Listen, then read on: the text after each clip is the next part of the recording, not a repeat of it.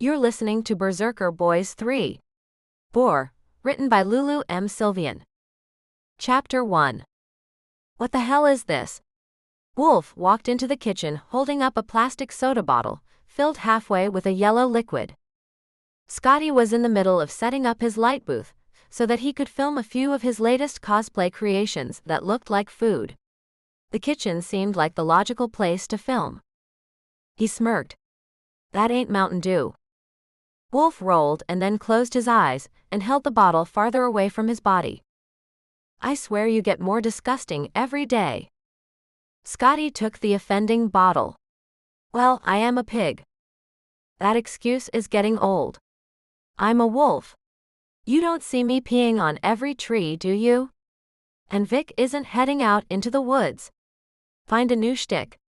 Preferably one that isn't nasty. What has crawled up your butt? Weirdly not putting out? Wolf stopped moving. Scottie shrugged off his friend's mood and returned to adjusting the lampstands aimed at the booth. Take her name out of your mouth. Wolf's words were low and clipped. The threat was as blatant as if Wolf had slapped him. Scottie sighed. He had crossed the line again.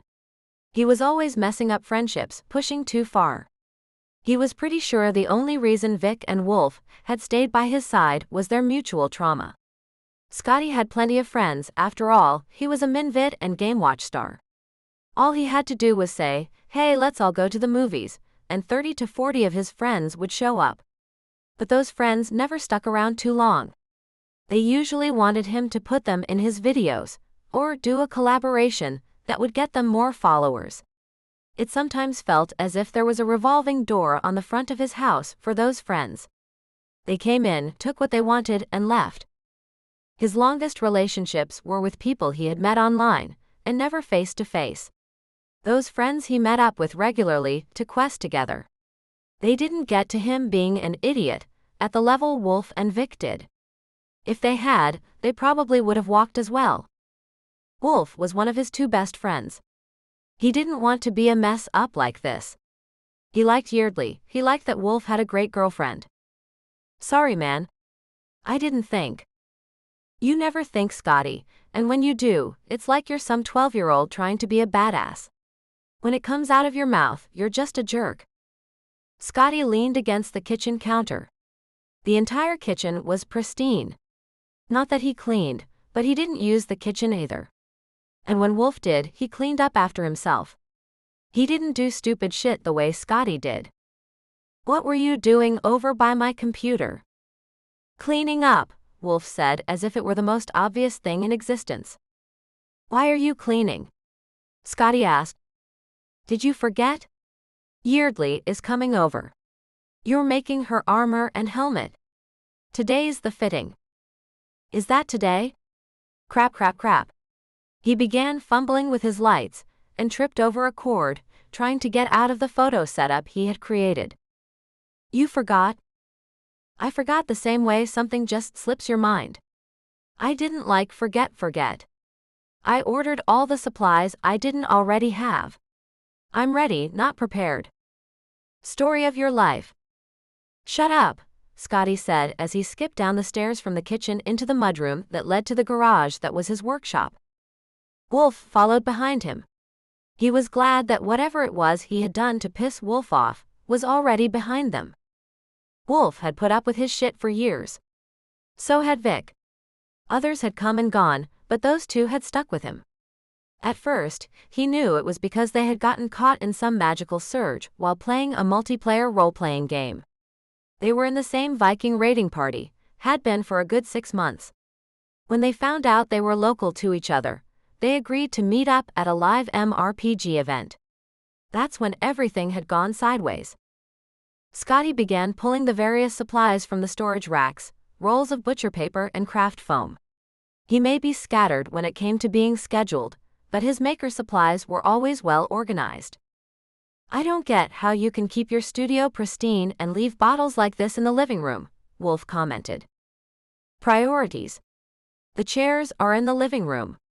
We aren't going to be in there very long, since I'll need her back here for measurements and all that. Might as well go get them and bring them back now. You need furniture, man. Furniture only encourages the wrong people to stay. Wolf snickered. You mean like Jessica?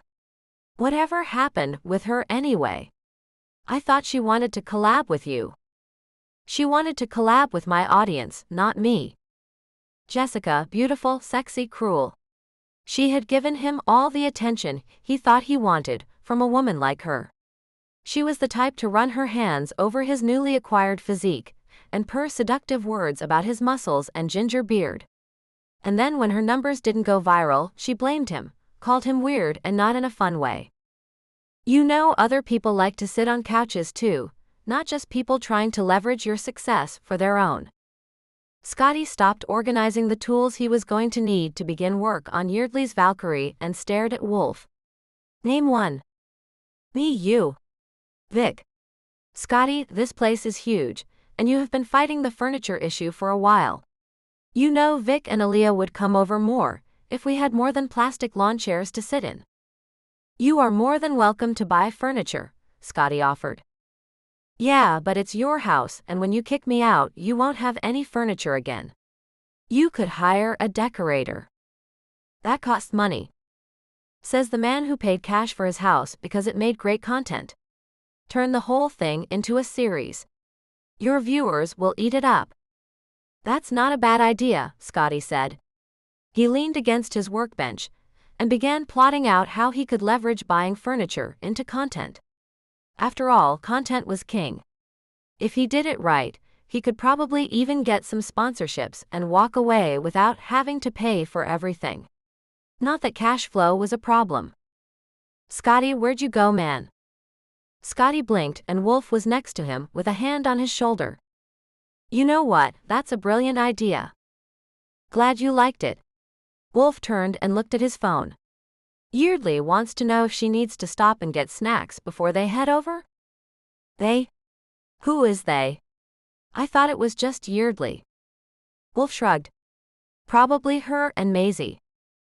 Not Maisie, Scottie sighed. What's wrong with Maisie? She'll judge me for not having furniture just like Yeardley did the first time she came over, just like Aaliyah did. Maisie judge you? Are we talking about the same woman?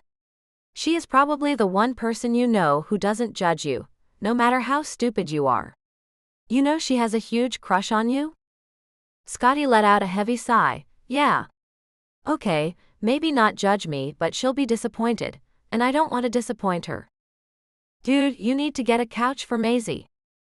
You think she'd want to go couch shopping with me? Oh boy, you like her, don't you?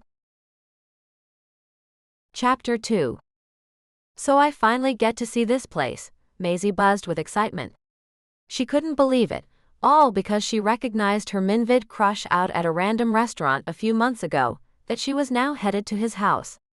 Of course it bothered her that her best friends Aaliyah and Yeardley had been there before she ever had. But they had gone there because their now boyfriends were friends with Scottie. As much as Maisie would love to be happily coupled up with Scottie, after all, how perfect would that be? 3 friends and 3 friends all happily dating. She was well aware that she was firmly in the acquaintance zone. They knew each other. They had even had a conversation or two, never about anything deep or important. But they weren't friends. And there wasn't any potential romantic spark, at least not from Scottie. Maisie was a freaking lit Roman candle when it came to sparking over Scottie. Does he really not have any furniture? He's got a big TV and a gaming chair, and I think a beanbag. There's stuff in the kitchen. But the house is really big and very empty. Yeardley watched the road in front of her as she turned into the gated entry to the subdivision. The gates weren't closed or attached to a guardhouse. They were strictly for show. Holy crap, these houses are bigger in person, Maisie said as she looked out the car window. Scottie had filmed his house more than once. She had an idea of what it looked like, and that it was big. The scale and proportion had been lost on her when watching a short minute-long video clip. Yeah, and I'm not gonna say, oh you get used to it, because I haven't yet. These houses are huge. Yeardley pulled into the drive and shut off her car. Okay, this is it. Now I suggest you get your fangirl squealing out of the way now. This isn't Disneyland. No, it's Scottie Lind. Maisie was awestruck. Oh my God, you did not. Please don't tell him that. He'll name the house. He'll get large white letters and mount them on the side of the house, and Wolf will never forgive me, and the homeowners association will kick them out. Maisie twisted up her expression and looked at Yeardley. And you say I have an overactive imagination. I will be as cool as I ever can be around him, which we all know doesn't happen. Okay, but try not to start crying if he says something stupid. Yeardley handed Maisie a grocery bag from their stop to pick up snack food. Don't worry, Maisie said as she followed Yeardley up the walk to the front door. He will say something stupid, and I will bite the inside of my cheek until I can get to a bathroom. I'm pretty sure a place like this has at least 2 of them. 4. It has 4 bathrooms, Yeardley said as she rang the doorbell. Maisie cocked her head to the side as the unexpected tones of a popular Monster Family television show sounded instead of a doorbell. They didn't have to wait long before the door was yanked open by a slightly breathless Scottie. You're here.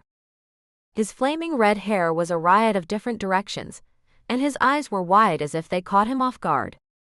Hi, Maisie managed to squeak out. When she had first developed her crush on Scottie, he had been a funny and cute face on popular videos on the MinVid social media platform. He was tall and on the skinny side, with sharp cheekbones and a pointed jaw. Now he was still tall, but the skinny had been replaced with more defined muscles, and the beard he had started growing had fullness and some length to it. He was no longer some skinny cute guy. He was incredibly hot. Yet somehow he still acted as if he was just some derpy guy who made costumes and played video games, but who also worked out. Are you going to let us in, or are you going to block the door all day? Yeardley pushed in past him. Yeardley had been here enough visiting Wolf that she felt comfortable walking in, but Maisie didn't. This wasn't her house.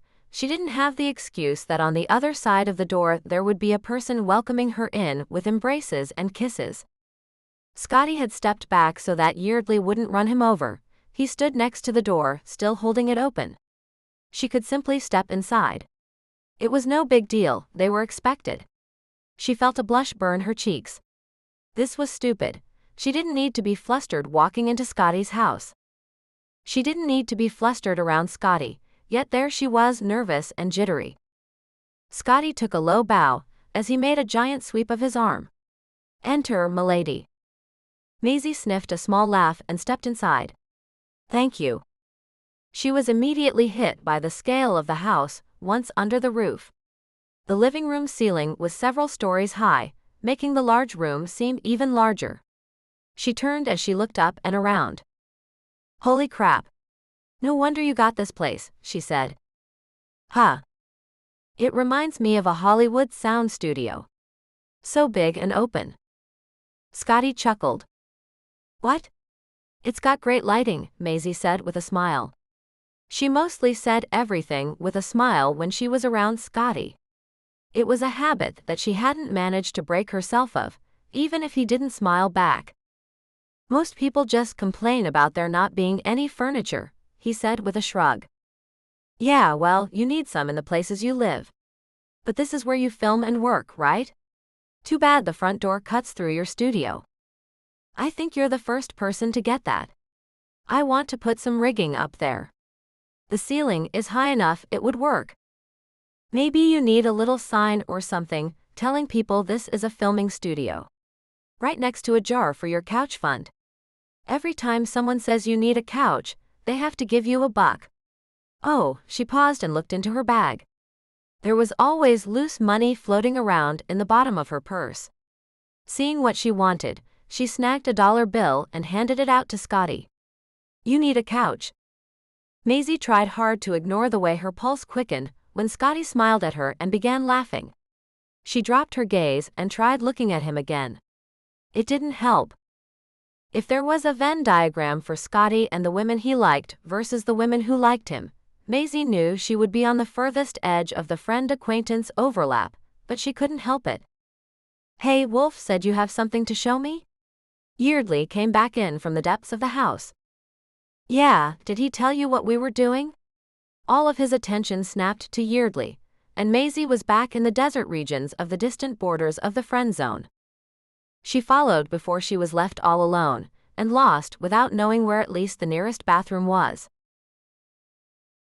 Chapter 3. What are you doing sitting here all by your lonesome? You okay?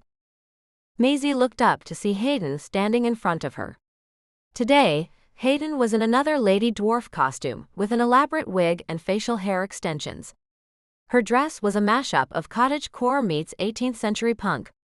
Instead of the deep rich jewel tones of her last costume, this one featured pastels, copious amounts of lace, and wide hip panniers. And it was all covered in flowers and ribbons. Her wig was a thing of beauty that practically defied gravity. Curls mounted up and up into a pastoral diorama scene of unicorns and sheep in a magical meadow. The wig had to have been 2 feet tall at the very least. Maisie felt like an abject failure looking at Hayden's beautiful costume. She wanted to be a lady dwarf so badly, but her skin betrayed her. Even though Scottie had been a wonderful help in finding different glues, her skin could not tolerate the adhesive needed to keep the facial hair in place. The most recent reaction was so bad that she finally went to the dermatologist, where she was promptly ordered to stop trying to glue things to her face. She tucked her face to the side, hiding the rough patch of skin. She couldn't cover it. She wasn't allowed to put anything more than water and the prescription steroid cream on it. The makeup she used around the damaged skin camouflaged the discoloration to appear like special effects makeup. It was visible, and up close it was obviously not makeup. It worked with her orc girl getup, but she was still self-conscious about it. Hayden navigated into the space next to Maisie, and with much adjusting and harumphing, she managed to sit on the retaining wall next to Maisie. Her dress folded up between them, and she draped an arm over Maisie's shoulder. Why so glum, chum? Maisie's emotions surged and receded. There were too many reasons why she wasn't particularly happy at the moment. This list is long and sordid. Starting with, she trailed a finger down the side of her face, I can't do the cosplay I want because I reacted badly to some adhesive. But Orc U is adorable. Maisie groaned. That's another thing on my list. Some of the other orcs haven't been receptive, giving me a hard time for being cute instead of going for intimidating or overly sexualized. She didn't mention that those particular orcs were the ones hanging off of Scottie's arms when she saw him earlier. He called her cute, and then somehow the women fawning over him managed to turn it into an insult because she wasn't wearing a chainmail bikini. And my friends have abandoned me, she sighed dejectedly.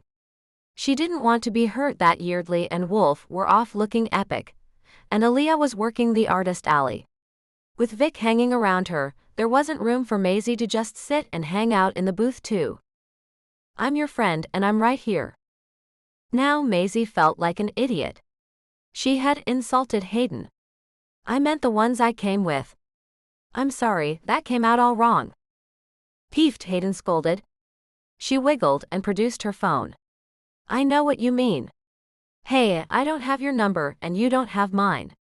I'm glad you're back on the con scene, but we need to connect at least on the socials.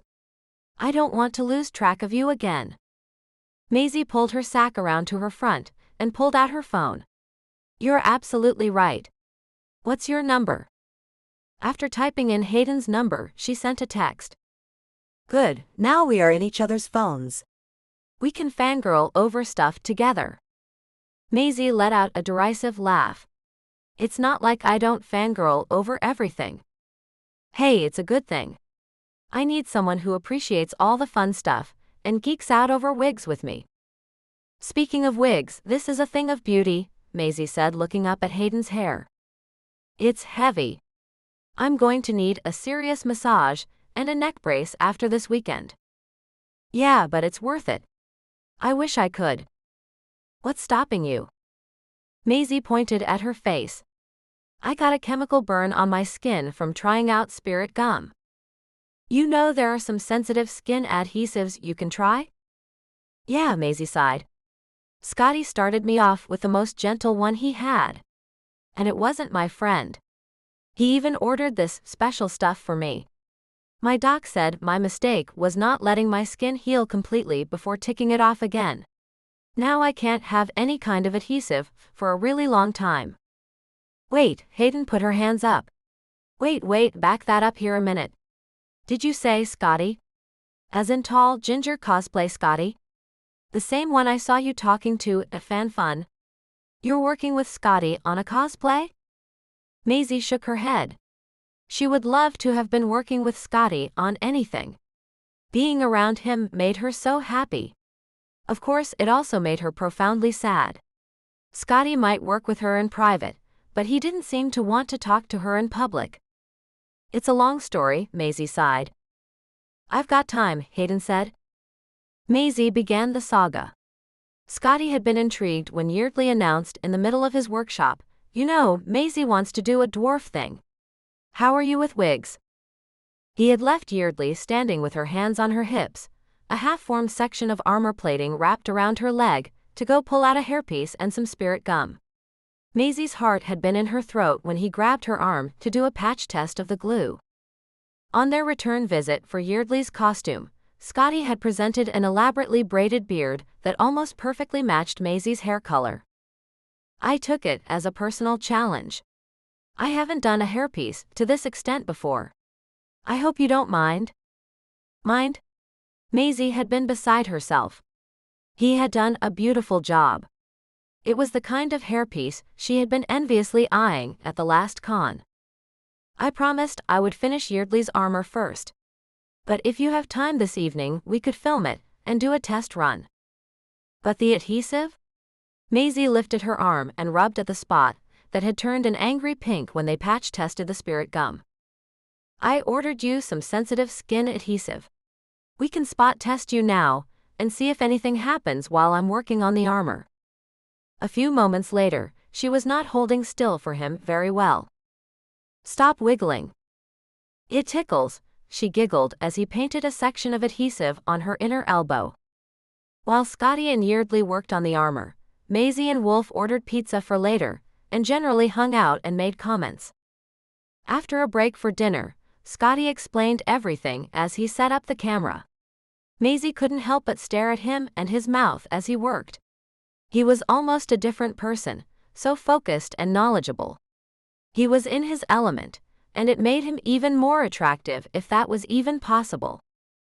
All right. Here we go. He stroked her hair back from her face, and his arms surrounded her as he reached for something on the table behind her. He wrapped her hair in a loose ponytail. This is cold, he announced as he swiped cold rubbing alcohol down her cheek. She gasped and flushed when he looked at her, and gave her what she could only describe as a wicked smile. What she wouldn't give for him to look at her like that for real. His touch tickled and excited her, even though he was not inappropriate, not even once. His fingers were gentle. She closed her eyes since it felt weird to have him so close to her face working. She was aware of every breath, and had to not lean into him when he brushed against her reaching for supplies. She twitched her nose. The adhesive felt weird and pulled at her skin. Hold still, Maisie, or your beard will be crooked. Sorry, it feels weird. Yeah, facial hairpieces feel a little odd at first. You'll get used to it. It's getting itchy. Is that normal? She twitched her face around, trying to get the hairpiece to settle down. It's getting worse. I think I should remove it. Your skin is turning red. He pressed something to her cheek and she shouted out in pain. Ow, it stings, it stings. Oh God, it's melting my face. Maisie could hardly breathe around the sudden stinging pain on her cheek. Her eyes started watering. She grabbed onto the nearest person for support, wrapping her hands around Scottie's wrists to both hold on and to get him to stop whatever it was he was doing to her. What's wrong? It feels like acid, get it off, she cried. I need some water. Scottie reached for something. Maisie saw his camera tip over. Your camera. I'm sorry I'm messing everything up, but it hurts. Screw the shot, Maisie. We need to get this off your skin immediately. He smeared a glob of cold cream over her skin and the section of beard that was still glued to her cheek. You're ruining the hairpiece, Maisie complained. Tears welled from her eyes as the pain on her face stopped with a sudden application of cold cream. Woman, your priorities are worse than mine. Come on, I need to get you under running water. That cream is only going to hold you for a minute. Wolf, I need you to find the olive oil and meet us in the bathroom. Olive oil? On it sounded like Wolf, but Maisie couldn't tell. You're right, this cold cream is already starting to make everything sting more. Scottie held her hand and dragged her upstairs. They passed through hallways and rooms she knew she wouldn't remember her way back through. Suddenly, they were in a bathroom. Take your pants off. Excuse me, what? Scottie ripped his shirt off over his head. Maisie was in pain, and with the tears, she wasn't seeing things clearly, but she could see enough to tell that Scottie's gym time had been paying off in more than bulging biceps. His chest was thick with muscle, and there was a faint ripple of ab definition. Pants off, or everything you own will be soaking wet. Maisie kicked off her jeans, and suddenly she was standing in a freezing shower with Scottie. He leaned into her, or was she leaning into him? Relax, I've got you. The water will help keep things cool as I work on removing this. It's not going to feel good. And it hadn't, it was sharp and pulled. And at times, it felt as if he were peeling the very flesh from her bones. She balled her fists and clenched her eyes shut. Oil, Wolf announced at some point. Grab me some of those swabs, thanks. You're doing great, Maze, we'll have you all cleaned up in a minute. He had called her Maze, and her face hurt entirely too much to appreciate it. She started crying again, letting her tears mix with the spray from the shower and the oil and adhesive remover. Oh God, I'm so sorry, Scottie repeated over and over again. Didn't you do a patch test? Yeardley asked. Was everyone in the bathroom with them?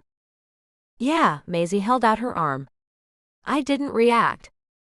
Oh, there's nothing on your arm. You aren't allergic to latex, are you? No, Maisie whimpered. You might be now. Reactions like this can trip sensitivities.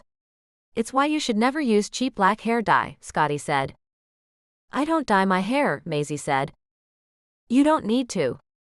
Your hair is a nice color. What I'm saying is that the cheaper dyes can set you up for sensitivities to all kinds of things. So you need to be careful after this. Bandages might mess with your skin after this. Make sure you only get the sensitive skin kind, without any latex. How sensitive are you talking?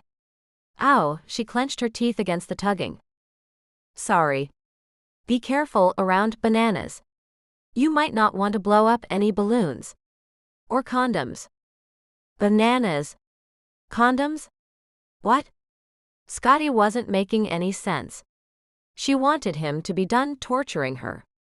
And she sure didn't want him saying things like condom while she leaned against him. Latex, it's related to bananas, it's used in bandage adhesive. If you are allergic to it, your lips could blister just from blowing up a balloon. And I'd hate to think what a condom would do to your va. Scottie, Wolf cut him off. Right, not helpful. Ow, it hurts. She clapped her hand over the area Scottie was peeling away. She opened her eyes and looked up at him. He looked miserable. Can we take a break? Sure, Scottie said as he leaned against the shower wall and held Maisie to him. She found it difficult to breathe as she rested against his chest, his hand on the back of her neck, holding her to him. She couldn't relax and appreciate her position, every nerve was on fire. Between the pain in her face and her amped-up nerves from being close to Scottie, she couldn't take it. Okay, let's do this, she said, pushing against his chest. Scottie righted himself, so they were both standing under the spray. He had one hand braced around Maisie's back. I'm sorry this is taking so long. I don't want to tear your skin, and I'm trying to clean it off as I go. How much is left? I've got about an inch off, so maybe another inch. You mean I only had about 2 inches of hair glued to my face? Yep. And your skin is really angry. Just yank it off. Do the Band-Aid method and let her rip. Not going to happen. It hurts, Scottie. I know. But it will tear your skin. You're already swollen and blistering. I'm going as fast as I can. Maisie wanted out of the shower. The water felt good on her face, but the rest of her was cold. And she hated that Scottie was seeing her this way. She wanted him to think she was cute, and now, well, he got swollen and blistered skin combined with tears, and she was certain her drowned rat impersonation was going strong. It felt like forever before Scottie declared he was done. I want to give that a good cleaning with the oil. Hold on, almost done. When he finished, he booped her on the tip of her nose. All done. Maisie started to put her hand over the affected skin, but the heat from her hand made the pain in her cheek flare back to life. It still hurts. Maybe an ice pack will help? How about some aloe vera? Aloe vera? You mean like burn gel? Exactly. Maisie stood dripping inside the shower as Scottie left. He returned from another room a moment later, with a bottle of green gel.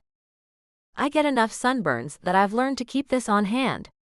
The gel made a squelching noise as he filled his palm with it. Maisie closed her eyes and let him put it on her face. He was excessively gentle with her. It was a complete contrast to the way he bowled through other situations, without paying any attention. It was nice. It was going to be torture. She had been practicing, not thinking about Scottie in any way that could be even romantically adjacent. Now she had to twist every thought, steering them back into a platonic framework. She closed her eyes. He's a friend with a capital F. It was an emergency, and he was trying to not make the situation worse. He wasn't holding her to hold her, he was holding her because she was injured. As she dripped, she was grateful he had at least thought enough about making sure she would have dry pants. But the rest of her was soaked. Can I get a towel? I asked, standing there dripping in my panties and wet shirt in the middle of his bathroom. He had vanished somewhere. I hadn't realized at that point that I was in the bathroom in his bedroom. Maisie finished her story. He left you soaking wet in his bathroom? Oh, Maisie, that's horrible. But kind of funny. I mean, being soaking wet with ADHD boy, Hayden chuckled. Oh my God, you're right. I don't know why I never thought about that. Scottie totally has ADHD. That explains so much, like how he can focus so intently on video games and is kind of scattered. So, what does his bedroom look like? Hayden asked conspiratorially. Like you would expect. It was huge, and he had gaming posters up and the bed wasn't made. All he has is a mattress on the floor. Oh, and he doesn't have a dresser, he uses laundry baskets. It's like a teenager's room when their parents don't have furniture. And as you pointed out, that's so very ADHD of him. So you really like him, don't you? I think everyone, except for him, has figured it out. And to be honest, that's why I'm sitting here pouting. I mean, Yeardley and Aaliyah are off doing their things with their guys, and I'm happy for them. But Scottie is out there with some orc babes, mean orc babes. I just hate it that I'm not what he wants. Hayden wiggled off the wall they were sitting on. She grabbed Maisie's hands and shook them until Maisie looked up at her. That's his loss, not yours. Hayden's skirts started sounding like speakers at a K-pop concert. She wiggled her arm into one of the pannier frames and pulled out her phone. I love this skirt, so many pockets. I have to go. I'm modeling in Hall C for a wig presentation. You want to come? That sounds cool. I'll be there in a bit. I think I need to hit up a food vendor first. Do that, come find me. And if I see Scottie, instead of fangirling over him, I'll kick him in the shins. Maisie laughed. You don't have to do that, but I appreciate the sentiment. Chapter 4. Oh my God, you're so hot. Maisie looked up to find the source of the loud squeals and giggles. A small horde of women clamored to get the attention of a barbarian-sized cosplayer. His orc game was strong. He was built for it, tall with massive shoulders and thighs like boulders. He seemed to be ignoring all the women that vied for his attention. She shook her head and continued to pack her things up. Hayden was right. Just because the friends Maisie thought she was going to be playing with at the con were off doing something else, didn't mean she didn't have friends that were interested and willing for her to participate in their activities with them. She had friends at the con. She was going to go watch Hayden show off that fabulous wig. And then she would start to design a lady dwarf costume that didn't involve facial hair. Because damn it, she wanted a wig like that. It was entirely too much fun. And she knew if she asked Scottie and gave him free rein, that would give her an excuse to hang out with him. Maybe what she needed to do was tell Scottie that she liked him. He seemed to be scattered-brained around a lot of things. And she thought she knew she wasn't his type. But he had been so sweet and so kind when she had had that nasty reaction to the adhesive. Maybe he didn't know he liked her. Maybe he needed to be told she liked him.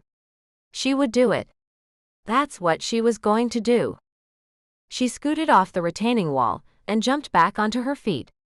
She looked up and the large orc cosplay man was coming straight at her.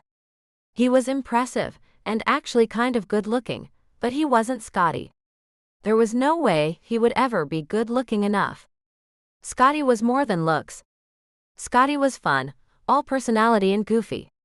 And if anybody ever matched the definition of adorkable, it was him.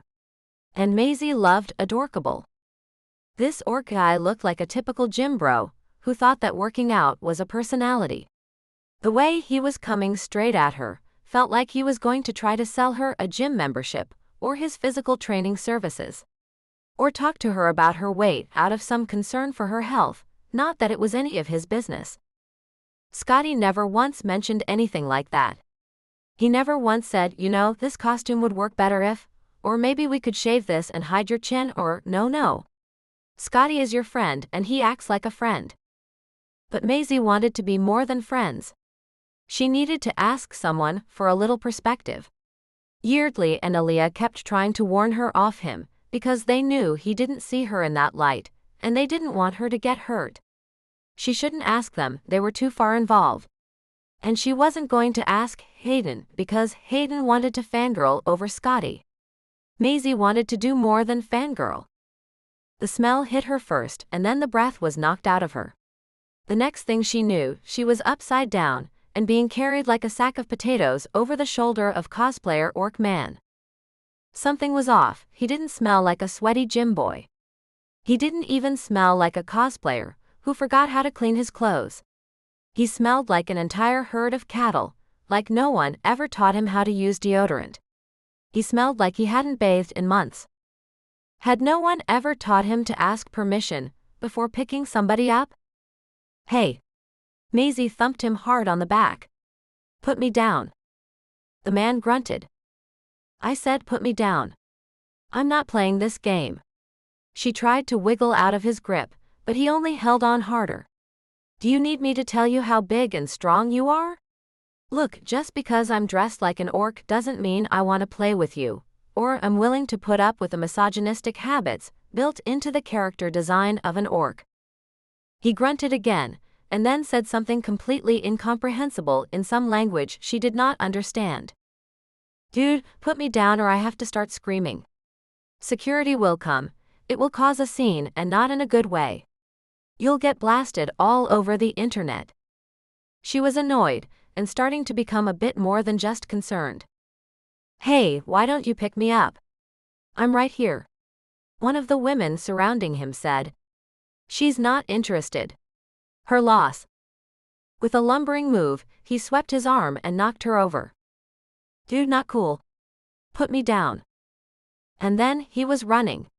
Maisie tried to catch anybody's attention, waving her arms and kicking her feet.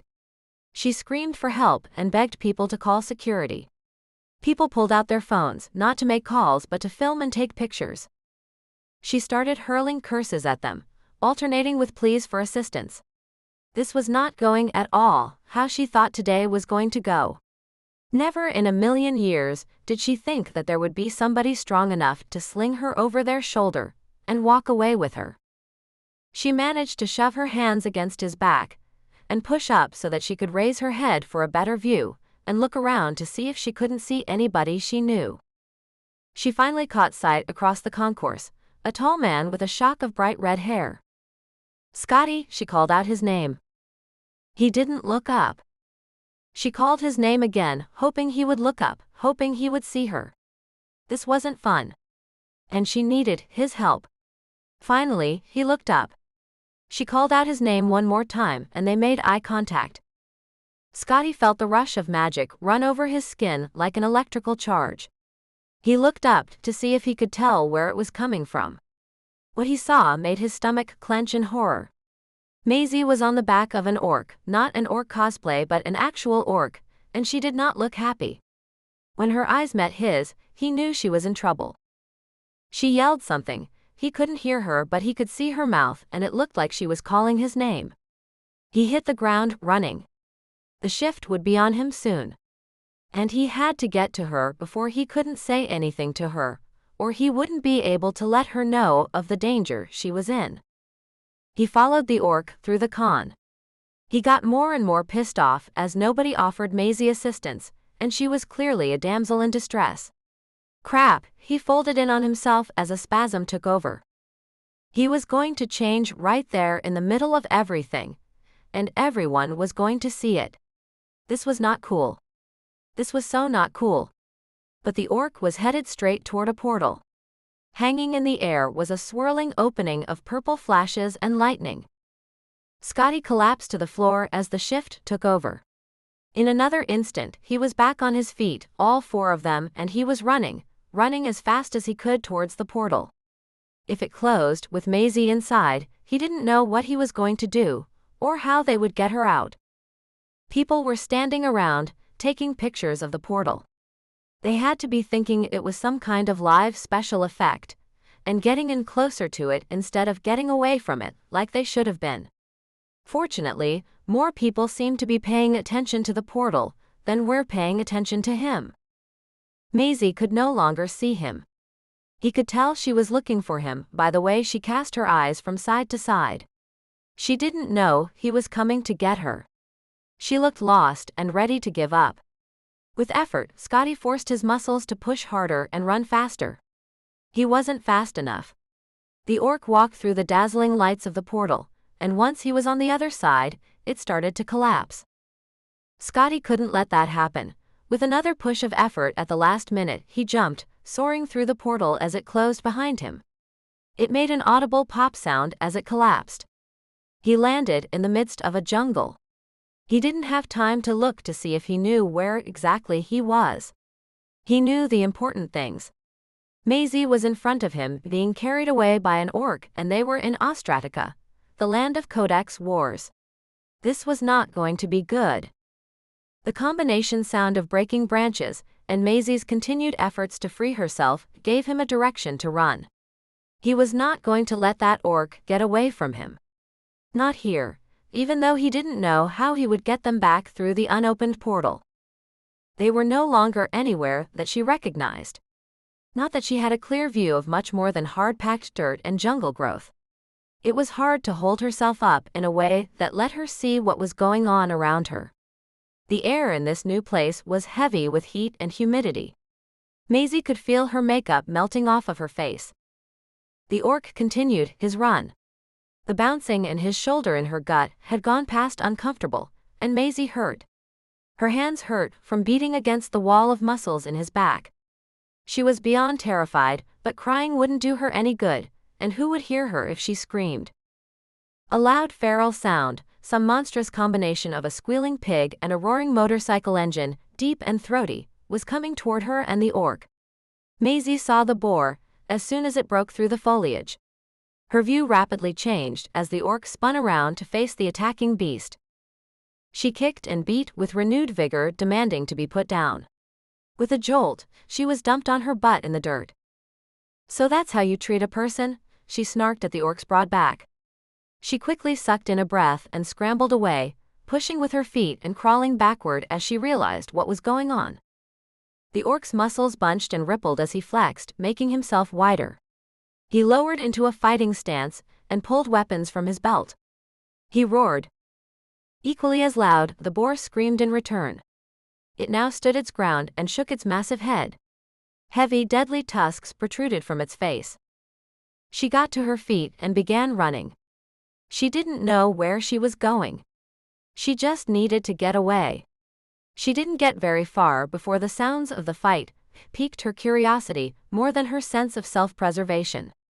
Creeping back through the branches and leaves, she found a spot at a distance to watch. At first she thought the boar was done for. Red ran along its back where the orc had gotten at least one hit in. It didn't look stable, like one more blow and it would be down. The orc swung a large knife, but the boar was more agile than she even knew a pig could be. In a quick succession of sidesteps, the boar stepped under the orc's arm and got his tusks lodged firmly in the orc's midsection. With a mighty grunt and thrashing of its head, the tusks ripped through the orc. The sound was indescribable. Unfortunately, it wasn't one that Maisie would soon forget. The orc screamed as blood and gore spilled from him. With a gasp, he collapsed on his side and didn't move. The boar stepped back from its kill and made a rumbling, grunting roar, and then it looked at her. She screamed and turned and ran. Maisie! Maisie! She stopped and listened. She had heard her name, right? Maisie! Scottie, oh God, Scottie! Is that you? I'm over here. Damn it, I don't know where here is. Suddenly Scottie was there, and bundling her into his arms. Or she launched herself at him. She wasn't quite sure the order of things, but it didn't matter. Scottie was there and she was safe.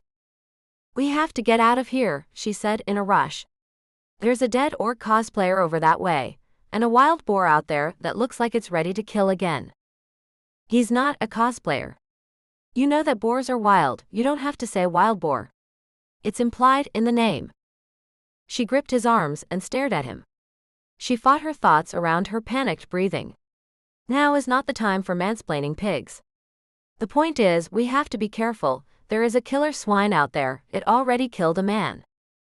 That wasn't a man. What do you mean that wasn't a man? He was big and strong and stinky and didn't listen. Sounds like a man to me. A pained expression crossed Scottie's face. That's when she noticed his hair was different. Maisie eased away from Scottie and began pulling at his clothes. What happened to your cosplay? You were a barbarian orc man the last time I saw you. Scottie had been wearing a combination of fur-wrapped boots up to his knees, tattered leather miniskirt-sized loincloth, and assorted belts. The only armor he had worn covered one shoulder and one arm only, leaving his chest and abs exposed. His skin had been covered in green body paint, and his hair had been left a mess. His hair was now plaited and pulled back. His beard was groomed into a braid with a silver bead. All vestiges of green makeup were gone. He was sun-worn looking, with freckles standing out against a burn across his nose. And he was fully covered, no expanse of half-nakedness showing off his new gym gains. He wore a brown tunic with green embroidered edging over a mail shirt. Tied at his waist were a collection of belts and satchels. Over all of that, he wore a long leather vest, and he wore pants with heavy boots. Scottie looked down and smoothed his hands over his chest. Yeah, about that. This is going to sound really weird. Chapter 5. Maisie looked terrified. He couldn't help but smile. She was safe and she was unhurt. What is going on, Scottie? She asked. He held her hands and looked into her eyes. Her beautiful big eyes pleaded with him to make sense of everything happening. Scottie scrunched up his face. How did he do this? How did he say what he needed to say and still have Maisie trust him? He stared at her. She was still scared but putting on a brave face. Her brows twisted and her pointed little chin quivered. She deserved the truth. He started talking. At some point in time during his story, he sat and started picking at rocks and sticks in the dirt. So what you're telling me is that we are stuck in some video game? And that wasn't a person in cosplay, but an actual orc? What kind of drugs are you on? And why did you give them to me? You're not on drugs, and I told you it was gonna be weird. Remember the gas leak at FanFun? Yeah, the ballroom got all locked up. That was the day you showed off your new car. Well, it wasn't a gas leak. There has been some weird, what can only be described as magic shit going on. bringing creatures from video games into the real world. And it's almost exclusively with Codex Wars that it's happening. And somehow, I'm linked into it. He plucked at his garb. In Codex Wars, my avatar is a Viking berserker. Maisie nodded slowly. It's all very intertwined. But this, he tugged at his clothes again. These are my avatar clothes. And we are inside of Codex Wars. Are you saying we are trapped on a mostly undiscovered island with monsters? You're familiar with Codex Wars? You have to be to know that. Most non-players are only aware of the northern continent with the ice mountains, if that much at all. You've been playing Codex Wars almost exclusively on GameWatch for over a year now. I remember when you came questing over to the island. You watch me on GameWatch? Maisie sighed. When my brother started watching GameWatch, that's when I discovered you were there too. A smile danced across his lips. Maisie watched him. He liked that. Okay, we are stuck on a semi-tropical continent populated by raiding parties of orcs, humans, and various monsters. Now what do we do? I need to get oriented as to where we are. We should head toward the gorge and canyonlands. That area is full of caves, and we'll be able to find shelter. If we're in the more southern part, there's pretty much no geographical variation. It's just thousands of square miles of jungle, and we'll have to basically play keep away, and hope we don't stumble into an orc enclave, goblin nests, or any wyverns. Maisie buried her face in her hands. I forgot that this place had dragons. Are you sure we're not experiencing another gas leak, and that we're having a mass hallucination, and that we're really just in one of the party rooms at the con? Wouldn't that be nice? We're inside the game, or at least in some dimension that is exactly like the game. I've never traveled into the game before. I've always just tried to keep the creatures from the game from being able to come into our world. Whenever the magic that allows the game to open to our world happens, I'm forced to shapeshift into a boar. Maisie looked up at the sky, her hand still on her face. Disbelief still in her expression. You were a boar. So if that was you and you're forced to shift, how can you be human right now? I don't know what's going on. Scottie ran his hand over his hair, smoothing back the braids that had not been there when he had gotten dressed that morning.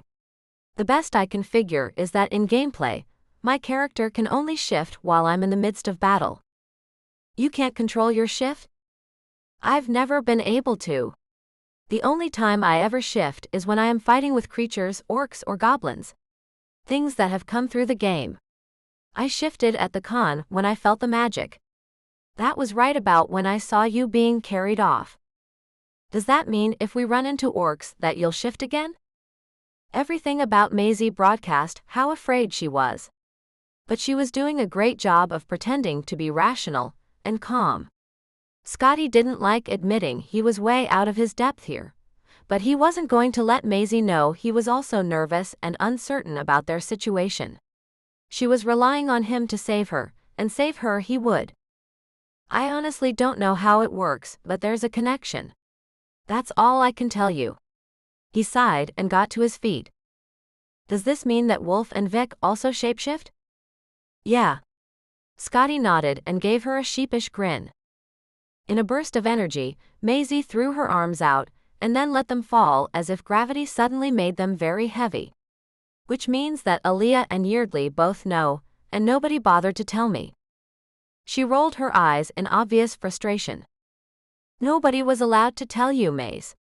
We thought it would be safest that way.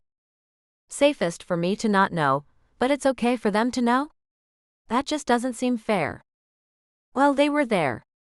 They witnessed us shifting. It wasn't so much about keeping you in the dark as it was. Sure it was. Nobody seemed to think that I was going to be discreet enough to be able to tell me. God, do my friends even really like me? She turned in circles, making herself more and more upset. Scottie grabbed her arms, stopping her movements. Hey, stop talking like that. We were trying to protect you. She shrugged out of his grip. I don't need your protection, Scottie. Yeah, you do. I don't think you're gonna survive very long out here on your own. She crossed her arms and braced herself. I've been watching your game watch enough that I should be able to figure this out. So we need to head north and find some caves. And we're going to need fresh water. And oh my God, what can we eat here?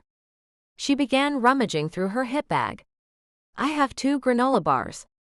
Do you have any food? I don't have anything, Scottie said with a shake of his head. Okay. Well, I'm not hungry right now. So we'll save the food for later. And then I guess, crap. You're right.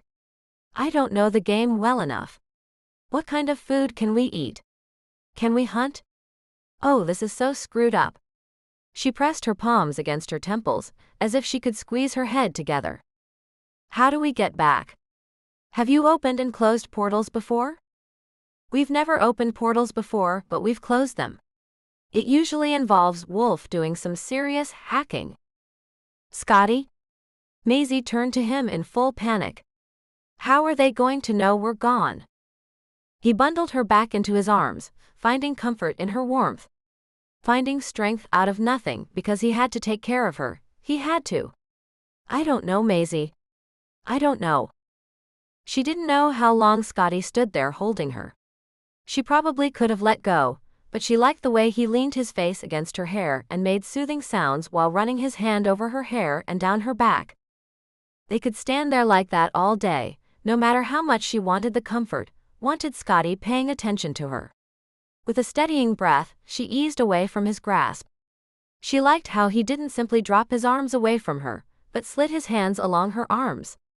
Maybe he needed the comfort and support as much as she had. What are we going to do? Should we hang out here to see if the portal opens back up? I don't like being out in the open. I think we should head north. There are cave systems that should offer shelter and defensive protection. Maisie looked straight up in the sky. What she saw through the leaves was perfectly blue and clear. There were no clouds. Does the sun rise in the east and set in the west here? Yeah, as far as world building goes, the programmers kept it pretty basic. However, there are 2 moons. How do we tell which way is north? There are no shadows under all this foliage. Scottie glanced up. I guess we don't until sunset. Or if we find a way to get above the trees.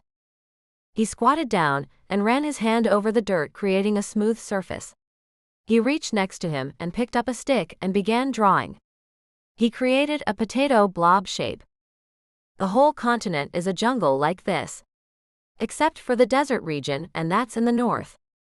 He drew a line, bisecting the potato at an angle. How familiar with Codex Wars are you? You watched my Game Watch feeds, right? Maisie nodded. So you know on Ostratica, the typical Middle Ages quest games with the taverns and the wizards don't apply here. She nodded more. Scottie pointed with a stick into the upper right quadrant of the potato shape that he had divided out with his line. This is the desert. He ran the stick over his line. This is what we call the Continental Divide in the game. And it is canyon country. That's where we want to go. We can't accidentally get lost in the desert without first hitting the canyons and the caves. Okay, but what if we're like way down here? Maisie pointed into the farthest opposite corner of the blob of Scottie's rough map. Well, if we're here and we head north, we hit the beach. And we follow it around until we get to the canyons. How far is that? In real time? I don't know. In Game Watch. It would take several sessions. I don't know how time works here, because you can encounter several days in a gaming session, or you can just have a single afternoon battle in a gaming session. I don't know if we will run into those inconsistencies or not. Maisie sighed. How do we find food here? We'll forage and we can hunt. Now the problem with foraging is, can a human eat what an avatar eats? Are the proteins digestible for us? We have to assume wherever we are, it acts like the game. At least until we learn otherwise. I hadn't thought of that. Well, whatever we do, we're going to need to find water, and we're going to need to find something that I can wash in. My face is starting to feel itchy under this makeup, and my skin is pulling. She gently touched the side of her face, not quite putting her hand over the scabbing rash region where she had reacted badly to the adhesive. Scottie reached out and dragged his knuckle down her skin, just in front of the damaged area. I am so sorry about that. It is taking its time to heal, isn't it? I will get you water, and I will get you shelter. Scottie stood. We should get going. But we don't know which way yet. No, but we can look for water in the meantime. The sun set sooner than Maisie had anticipated. They found their direction. Maisie pulled out one of the granola bars from her pack. Breaking it in half, she handed a portion to Scottie. I've got another bar for tomorrow, but then we're out of food. Scottie grunted. He pulled branches together and used the vines that tangled through it all to lash the branches together. Let's try to get some rest. Are you a night owl or an early riser? What does that have to do with anything? I tend toward night owl. Me too. It's so that someone can keep an eye on things. You look exhausted, why don't you try to sleep? You're going to have to rest sometime, Scottie. I'll wake you up when it's your turn. It's not even all that dark yet. I know, but as soon as the sun is completely below the horizon line, it's going to get really dark. I don't want to try to set up shelter when I can't tell if the thing I'm grabbing is a vine or a snake. I'd feel better if we had more than a tree trunk at our backs and some leaves over us. Maisie crawled under the sheltered space Scottie had managed to pull together from nothing. He sat in front of her as she lay down. Yeah, but it's a big tree. And you're here. She reached out for his hand. His fingers were rough against her skin. She held on to his hand as she fell asleep. Chapter 6. Maisie bumped into Scottie's back when he stopped suddenly.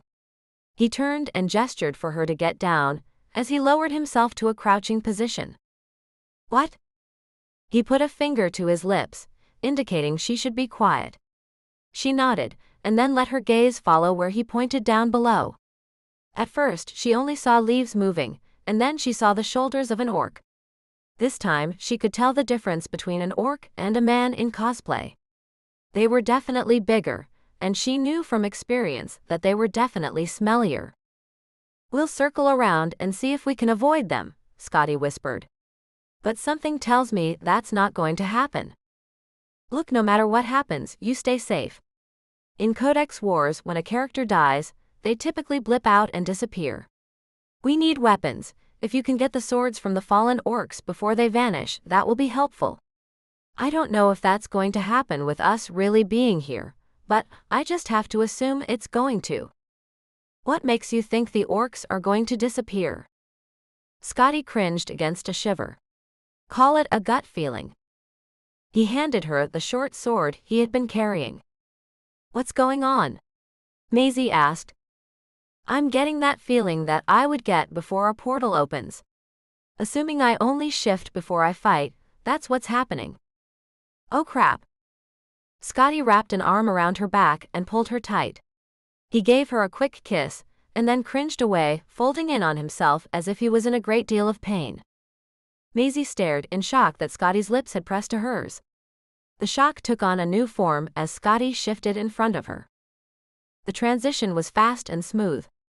In 1 second, he was a human, then in several quick contortions he was a boar. Large with bristled fur and tusks protruding from his snout. The beast grunted, and then turned to face the area of jungle to their side.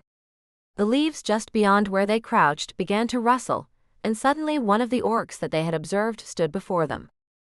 Maisie retreated, carefully paying attention to make sure she didn't run into the rest of the orc party. She already witnessed how Scottie fought. She knew he was very capable. But she also knew that the fight would be very gory and bloody, and it wasn't something that she needed to see again. Battles in GameWatch streaming were much less graphic in detail. But that was the difference between being in a game and being in reality. Listening to the fight was bad enough. She wasn't going to watch it. She clamped her eyes shut and sent all of her energy and will to support Scottie in his fight. When it sounded like the orc had fallen, she cracked one eye open and saw Scottie still in boar form with a bloody snout. With a large gulp swallowing down her bile, she ran over to the orc and took the weapons just as Scottie had instructed. She watched as the form of the orc began to shimmer and sparks flew in the air. Suddenly, there was no more orc. Scottie grunted and dove into the underbrush. There were 2 more orcs out there. Maisie followed and spotted another fallen orc. Trying to avert her eyes from the gore, with a sidestep, Maisie gathered the weapons. It's a video game character, she reminded herself repeatedly, as she pulled weapons from the belt of the dead orc. It moved. She gasped and jumped back before she realized it moved, because she was jostling it around. All at once, the body of the fallen orc began to shimmer and dissipate into what looked like dust and sparkles. They died gruesomely, but they disappeared with party glitter. There was a muffled eep behind her and she spun around. She came face to face with a very nervous man who was hiding behind a laptop. A moment later, Maisie realized he wasn't simply holding a laptop in front of him, but he was bound to it with rough ropes. She pulled the ropes around his mouth down so that he could talk. "What are you?" he asked. "Who are you?" she asked. "You don't look like an NPC." With an exasperated sigh, Maisie put her hands on her hips and tilted her head to the side. "I am not a non-playing character." "Okay, I admit you don't look like an NPC, I don't recognize that avatar. Who are you supposed to be?" "I'm supposed to be Maisie." "You haven't told me who you are yet." "My name's Harold." "Did you kill all of these orcs?" "Do I look like a boar?" she asked as she examined the ropes to see if there was a way to untie the man and keep the ropes intact. "Well, it's not polite." Maisie yanked the ropes back over his jaw, shutting him up. Scottie entered the clearing, patting himself down. "Did you get any weapons? It looks like they already shimmered away." Maisie stood and pointed at Harold. "Look what else I got." "Who is that?" "Harold." "Why is he all trussed up still?" "Wait, how can he? You shoved the gag back in his mouth to shut him up, didn't you?" "That bad, huh?" Scottie hunkered down in front of the bound man and stared at him. "Don't tick her off, I'll let her gag you again." "Don't tick me off, or I'll abandon you without a thought." "Understood." Harold nodded. Scottie lowered the gag. "Who are you? How many of you are there? Did you come to rescue me?" "Slow down, man. I can only answer questions if you give me a chance to talk. It's just the 2 of us. We did not come to rescue you, but the opportunity has presented itself. I have to ask you a very important question. Listen carefully. Where are you located? And I don't mean your avatar, I mean the player." "I'm the player, and I'm right here." "Are you not player avatars either?" "Crap." Scottie surged to his feet and crossed the small clearing where moments earlier he had battled orcs. Maisie followed. "What are you thinking? He called me an NPC at first." Scottie twisted and looked at Harold, who they left bound on the far edge of the clearing. "No wonder you gagged him. I think he's real, stuck in the game realm like we are." He spun and stalked across the clearing. He pulled a long knife from his belt. Harold gasped and wiggled as if he were trying to escape. "Hold still unless you want to get cut." "Harold," Scottie said before replacing the knife in his belt. "How did you get here, and can you get us out of here?" How did you get here?" "I asked first," Scottie said. He shook his head. "Fine, we came through a magic portal. Some idiot managed to put into the programming." "If somebody could program a portal, I wouldn't exactly call them an idiot." "I would, because I have to fight the things that come through the portal. Now, how did you get here?" "What do you mean you have to fight?" Scottie sat back on his haunches. He made a sweeping gesture with his arm, like he was about to tell a story. "Portals open up. And orcs and goblins in war come through. And they're looking for a fight. Somehow my friends and I are connected to all of this. And we fight them because they hurt people." "What do you mean they hurt people?" What do you think happens when a large raiding party comes into a crowd of hapless cosplayers, or a bunch of LARPers beating on each other with fake weapons? But those orcs don't have fake weapons. They have very real weapons. They start smashing and playing golf with battle axes because they don't realize they are fighting foam swords. It's not pretty. There's a lot of blood involved. That's not the work of an idiot. That's the work of a damned good programmer. Harold started laughing. I've made a VR so good it's real. This isn't virtual reality. This is real reality, Maisie said. And you programmed it. Scottie shook his head. You are Harold Whitaker. Yes, I am. Harold wiggled in place. That explains a lot. I should have left the gag on him. What do you mean, who's Harold Whitaker? Maisie asked. I designed this game. And this is a virtual reality model of the game. Unfortunately, my laptop died and I seem to be stuck. So I can't program myself back out. I can't program the VR to end. Maisie stared at Scottie and then looked at Harold. Are you guys just gonna stand there and stare at me, or are you gonna untie me? Oh right. Maisie took a step forward, but Scottie clapped a hand on her shoulder. She looked back at him. What? We should untie him. We can't leave them like this. Are we so sure? Scottie's expression made Maisie think he smelled something bad. She held out her hand palm up and blinked at Scottie a few times. Reluctantly, he unsheathed the knife and carefully placed the handle in her hand. She began cutting away at the ropes that bound Harold. How did you guys get in here? In here? Scottie scoffed. We traveled through a portal, Maisie explained. This game doesn't have portals, you must be confused. If there were portals, I would know about them and we could use them. Harold sounded excited for a moment. Nope, the portal collapsed. We have no way of opening it. Then why did you bother stepping through? That's rather irresponsible, don't you think? We didn't exactly have a choice. Not like you, who created this whole mess. It's not a mess, it's a VR simulation, and I simply need the escape button. He doesn't get it, does he? You mean that this is reality, and not virtual in any form? Scottie crossed his arms and glared at Harold. Why are you talking like I'm not even standing here? Because you aren't listening, like we aren't telling you what's going on. Harold's pinched face got even more pinched. Fine.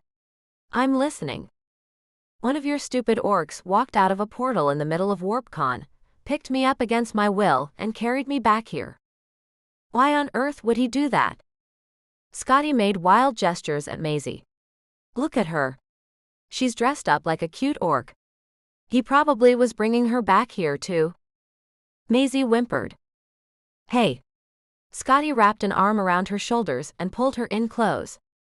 I'm sorry, I didn't think before I ran my mouth off. That didn't happen, did it? She shook her head as she pushed out of his embrace. She knew what he had meant, she just didn't want to think about it. Ever. That explains how she got here. But what about you? I'm here to rescue her. And I guess I'm here to rescue you too, Scottie shrugged. If you don't know where there's a portal to let us out, how are you going to rescue us? Scottie looked from Harold to Maisie. Not sure yet, but I'm gonna do my best. How long have you been stuck here? We've been here overnight. I've been here since yesterday, when my computer battery died. Why did you let that happen? I didn't exactly let it happen. I was picked up by a raiding party, and they wouldn't listen to me, that they had to let me go and I couldn't keep playing. Harold shook his head and muttered. Where were they taking you? Harold shook his head. I don't know. Did it ever occur to you that you were maybe picked up by actual orcs and not a bunch of players putting together a raid? Harold opened his mouth to say something, but hesitated. Actually, I didn't think about that at all. Ever. That wasn't even an idea until you mentioned it. So what are the plans now if we're stuck here? We're heading north, Scottie said. How do you know which way is north? Maisie stared at him in disbelief and shook her head. You set up this game with the same cardinal directions as our real world, so north, this north. She pointed off to her right somewhere. And we're gonna keep going in that direction. But without a compass. You pay attention. There are some basic rules of north, south, east, west. You know, like how the sunrise is always in the east and the sunset is always in the west. Well, we can't stand around here and wait for another group of orcs to come pick us up. Let's go. Scottie hitched a thumb over his shoulder. Maisie got to her feet and brushed dirt from her knees before picking up the newly acquired weapons and following Scottie. Where are we going? Harold asked as he clambered after them. Not here. There are some cave systems in the north by the gorge, and we'll be able to find shelter and have natural protection, Maisie explained. Why? Because, Scottie spun to face Harold, you designed a continent with no towns and no villages. And no one we can rely on but ourselves. You seem to know this place pretty well. Yeah, was all Scottie said as he continued barreling forth, taking his anger out on the foliage in his way. He's been playing your game for a long time. He's also been fighting orcs in the real world. He knows what he's doing. Not that I want to be stuck here, but I'm glad I'm stuck here with him. I don't trust anybody more. Now that you've got me, why are you going to listen to him? Are you serious? You don't even know which way is north. Scottie knows more about this place than either of us. I designed it, Harold complained. If you're the one who designed the game, you should know how to get around, but you don't. You can't tell the difference between reality and virtual reality. I bet you can't even tell us where on this continent we are, can you? Scottie loomed over the smaller man, who retreated behind his laptop. We go north, where we are more likely to find some offshoots of the Great River so we can get some fresh water. He turned from Harold to Maisie, and picked up a sword out of her arms and tucked it into his belt. He held out a second blade to Harold, but he shook his head. I've got these, she said. I want you to have your hands free, and they are heavy. He hefted a sword that looked like an I-beam, and planted it into the ground. That one can stay here, it's too big even for me. If we want to get to the Great River we should veer slightly west, Maisie said. Oh yeah? I thought you didn't play. Scottie glanced at her. Suddenly she felt a blush burn her cheeks. She rested a hand against her chemical burn. Scottie gently eased her hand away and narrowed his focus to her skin. The humidity is keeping it from drying out. I have the steroid cream in my bag. I think you're right, I haven't had to use it as much since we got here. So, how do you know so much about the location of the Great River? I told you, I watch you play. And because I'm not a player, I tend to pay attention to different things. She wasn't going to tell him, she mostly focused on his face, and the way he smiled when he was having fun. Scottie examined a smaller blade, and looked at her bag. I think we can modify your bag, so you can carry this one. It's a good size for you. He handed her the sword. It was heavier than expected. Trying to hold it with one hand by the handle was completely different than cradling several blades across both arms. That will be a good weapon for you. But use both hands. Scottie turned his attention to the programmer. Harold, can you pick up that other sword? I can't carry that, I still have to carry my laptop. Why did you even bring your laptop here? So that I could tweak the code as needed. But instead, I got captured. It's dead now. And we can't plug it in anywhere. Why don't you just leave it and help us carry these weapons? I can't leave my laptop. I'm going to need it. But you're going to need some kind of protection, Maisie said. Do you know how to use that? Harold tipped his head toward the sword she held. Not exactly. She made awkward chopping motions. I've seen enough movies that I should be able to fake it. We can practice as we go. It will be good for you to learn. I can practice while I'm walking. I don't want you to get too worn out. We have a long trek ahead of us. But you can practice after setting up camp. Okay. Scottie took the blade from her and helped her strap it to her waist. There wasn't exactly a path that they were following. Scottie trail blazed through the jungle. After what seemed like hours, Scottie found a clearing near a thicket of trees that formed a natural shelter. He stomped around, kicking rocks. This will be good. We can camp here for the night. Harold, you can take the first watch. I'll take the second, Maisie. I know when you wake me up. It's my turn. What do you mean, it's my turn to watch? Harold whined. Scottie was already busy pulling down vines and tying branches together to reinforce the walls of the natural enclave they found. Well, since there aren't any places with much protection, we have to keep our eye out for creatures, especially orcs. Chapter 7. Over the next several days, they fell into some form of routine. They would hike, they would set up camp, and if they were lucky, they would have food for a meal. In the evenings, Maisie would practice with her sword. It was getting easier. She still felt weak as a newborn kitten, but she was getting stronger. She was able to hike for greater distances and hold the sword higher and practice for longer. I don't know why you're doing that, Harold complained. Harold complained a lot about everything and anything. And he seemed to complain the most about anything that Maisie did. You look ridiculous. She looks fine. She's got good form. She bit her lip against the compliment from Scottie. It's not like it's gonna do her any good. She's not ready for any kind of battle. I don't see you practicing. Are you ready?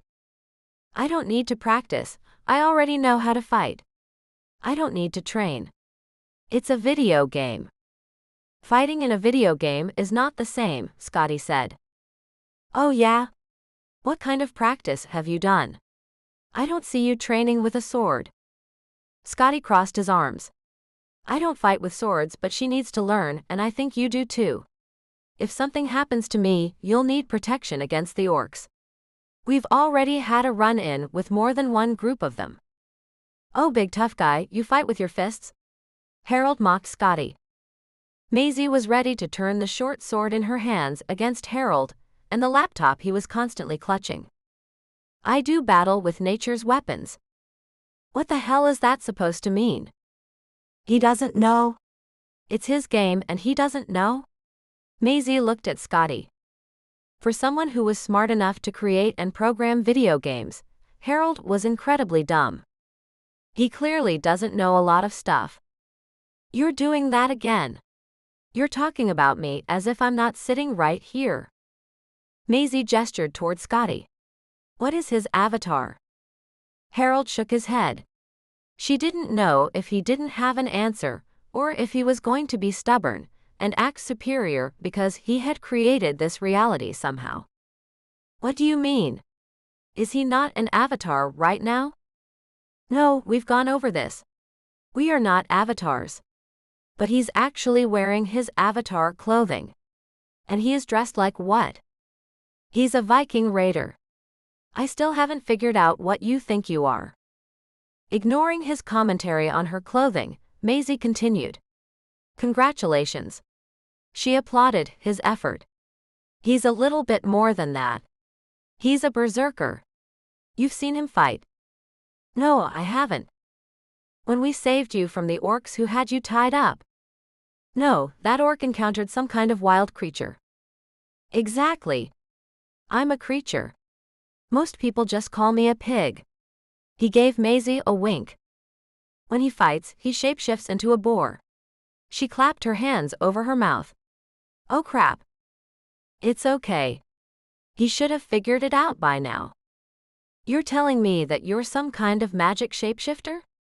And in the same breath you're telling me all of this is real? Harold rolled his eyes. I can't explain it. You're the one who designed it, and you're the one whose virtual reality code made all of this into reality. What do you shift into? Harold asked Maisie. I don't shift. I told you. I don't play this game, therefore I don't have an avatar in this world. So this is me. Frankly, I want to know how to protect myself. In case, she paused. In case I get caught without him.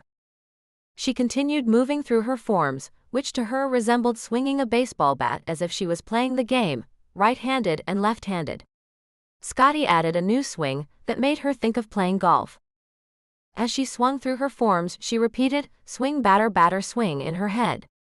Or if she was doing the low upward swing, she would think, 4. She hadn't come up a battle cry for swinging the sword straight down, or for stabbing. Saying stabby stabby just didn't seem very badass of her. However, it did help her practice. Swing batter batter swing batter batter swing, 4, stabby stabby 4, stabby stabby. She chuckled and continued practicing. As she continued through her forms, Scottie drew pictures in the dirt. We should be coming up on a river soon. At this point, I no longer know if it's the Great River or not. But the creek we've been traveling parallel to is getting bigger and deeper. I expect it will branch into another river soon. What do you mean the creek is getting bigger? Maisie stopped her practice and leaned on the sword with its point in the dirt. It's deeper. I've been able to catch more fish. You haven't noticed that? I didn't really think about it. Is it deep enough that I could take a bath? Scottie crinkled up his face and made a hissing sound as he sucked air in between his teeth. I don't want you going off on your own. Scottie, I still have makeup on my skin. She held up her hands, there were remnants of green smeared on her arm. I still have cosplay stuck to me. I would really love an opportunity to get it off. Oh right. Of course you need to get that off your skin. I didn't think about that. He let out a low groan. I'm still worried about leaving you alone. I'll come with you. No you won't, Maisie said. I am. I promise I won't look. I will just need to be nearby to make sure you're safe. What about me? You're going to leave me all alone? Harold asked. You'll be fine. You know how to fight, Scottie smirked at the other man. Well, here it is, Scottie announced as he swept his arms wide. It probably only goes up to your knees. That's better than nothing, Maisie said as she immediately sat and began pulling off her combat boots. She was glad that she had picked them for her cosplay. Are you just gonna stand there while I do this? What else am I supposed to do? Turn around, close your eyes. How am I supposed to keep watch if my eyes are closed? Watch the jungle, don't watch me, Maisie directed. But you're vastly more interesting, Scottie said with a smirk as he turned around. She watched his back for a minute, making sure that he wasn't going to peek. Are your eyes closed? My eyes are not closed, but I'm not going to turn around. She waved her hands wildly behind him. You can't see me? No, I can't see you doing whatever it is you're doing to test me. Then how did you know I was doing something behind you? Really, Maze? I have you somewhat figured out by now. I do know you. You don't know me as well as you think you do. She shrugged out of her tunic. She pushed down the knee-length cut-off pants that looked and fit more like ratty biker shorts, and served a similar purpose of not exposing her butt and to prevent massive chub rub. She unhooked her bra and set it aside with her other clothes.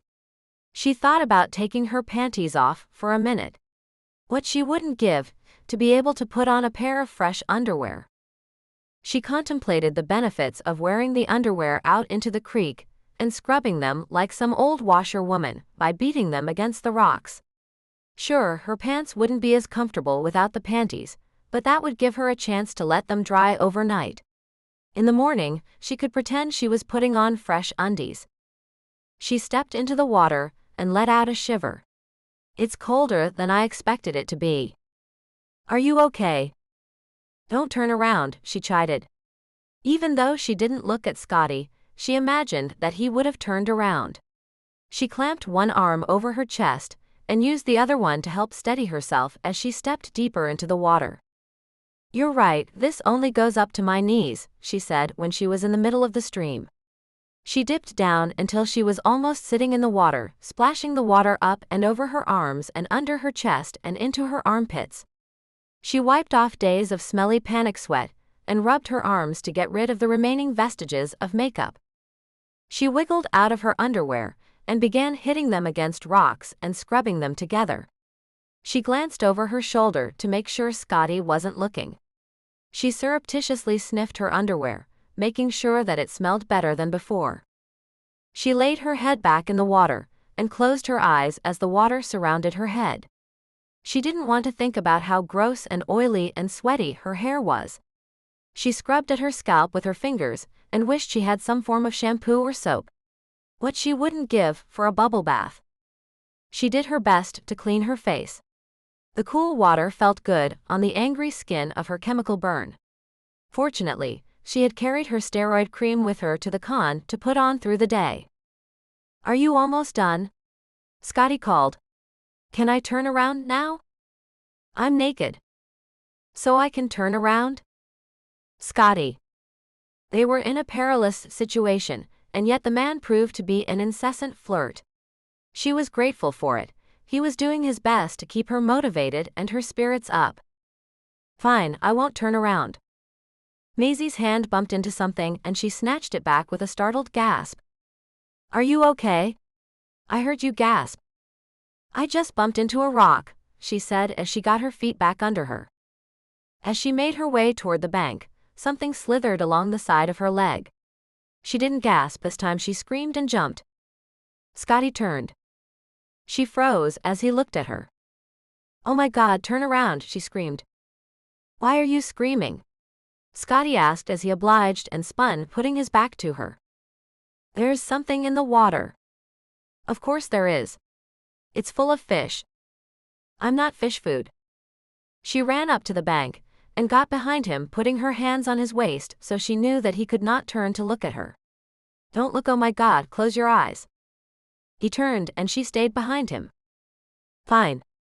Scottie's tone was laced with exasperation. "I need you to turn around and put your hands over your eyes. I don't trust you." "Seriously, Maisie, what are you so afraid of?" "I don't want you to see me naked." She didn't want him to be repulsed. "Too late." "Is that your underwear?" "Yes, the fish can have them." Scottie sighed. "I'll go in and get them for you." No, you don't have to. I don't need them anymore." "Maisie, you're being ridiculous. You will be miserable without your underwear." "Then close your eyes." "I'm not going to wade into a creek with my eyes closed." "But I don't want you to see my underwear." Scottie made a series of frustrated sounds as he stepped into the water. He scooped her underwear from the water. He didn't understand what the big deal was. They were cotton, they were pink. They were hers. Chapter 8. Scottie couldn't help the grin on his face. He smiled a lot around Maisie. She made him happy. When he returned to shore and held the wet underwear out, she snatched it without any thanks. Her face was pinched as if she were angry. They didn't speak the entire way back to camp. When she stepped into the clearing, Harold announced, "Hey, your hair's wet though. You actually did take a bath." "Thank you, Captain Obvious," she bit out and then sat next to the pile of branches that were not on fire. "You didn't start a fire," Scottie said. He kept casting furtive glances at Maisie. She was really pissed at him, and he didn't understand. "Well, no, that's not my job," Harold quipped. "It's anybody's job." "You still could have done it," Scottie grumbled. He was sick of Harold's attitude. They should have left him tied up with the orcs. But he had the code for the portals in that stupid dead laptop he carried around. Maisie made an aggravated sound and crossed her arms. She stared at what should have been their campfire, as if she could light it by sheer will of indignation alone. She kept her distance from Scottie for the next few days, much to his disappointment. He couldn't get the vision of her jumping out of the water and freezing in place as she stared at him out of his head. She looked like Venus emerging from her bath. Yet she had been terrified, and then she had been so angry. Did she not realize how incredibly beautiful she was? She was all softness and ample curves. And so beautiful. He could hardly think straight. As he had expected, the farther north they hiked, the wider and deeper the stream they were paralleling grew. Soon he could hear the rushing sound of the river. Harold complained that Scottie was doing everything wrong on their push north. But when pressed to step up into the lead position, he always declined. Maisie wasn't talking to him. But he could tell she was physically hurting. It was a lot of walking, and they didn't have consistent access to food. But they couldn't slow down, they had to get to shelter. He continued at a slower, steady pace. It was still too much. Maisie fell farther behind. "Do you even know where you are going?" Harold asked. Scottie rounded on the other man. "Do you? You designed the game, and created this death trap of a continent." Harold literally shook in his boots. Maisie gave a tired shake of her head. "I am so tired of the two of you constantly bickering. I'm tired from lack of sleep and not having eaten since last night. Scottie may be a little scatterbrained, but there is one thing I trusted him on, and that is navigating Austratica.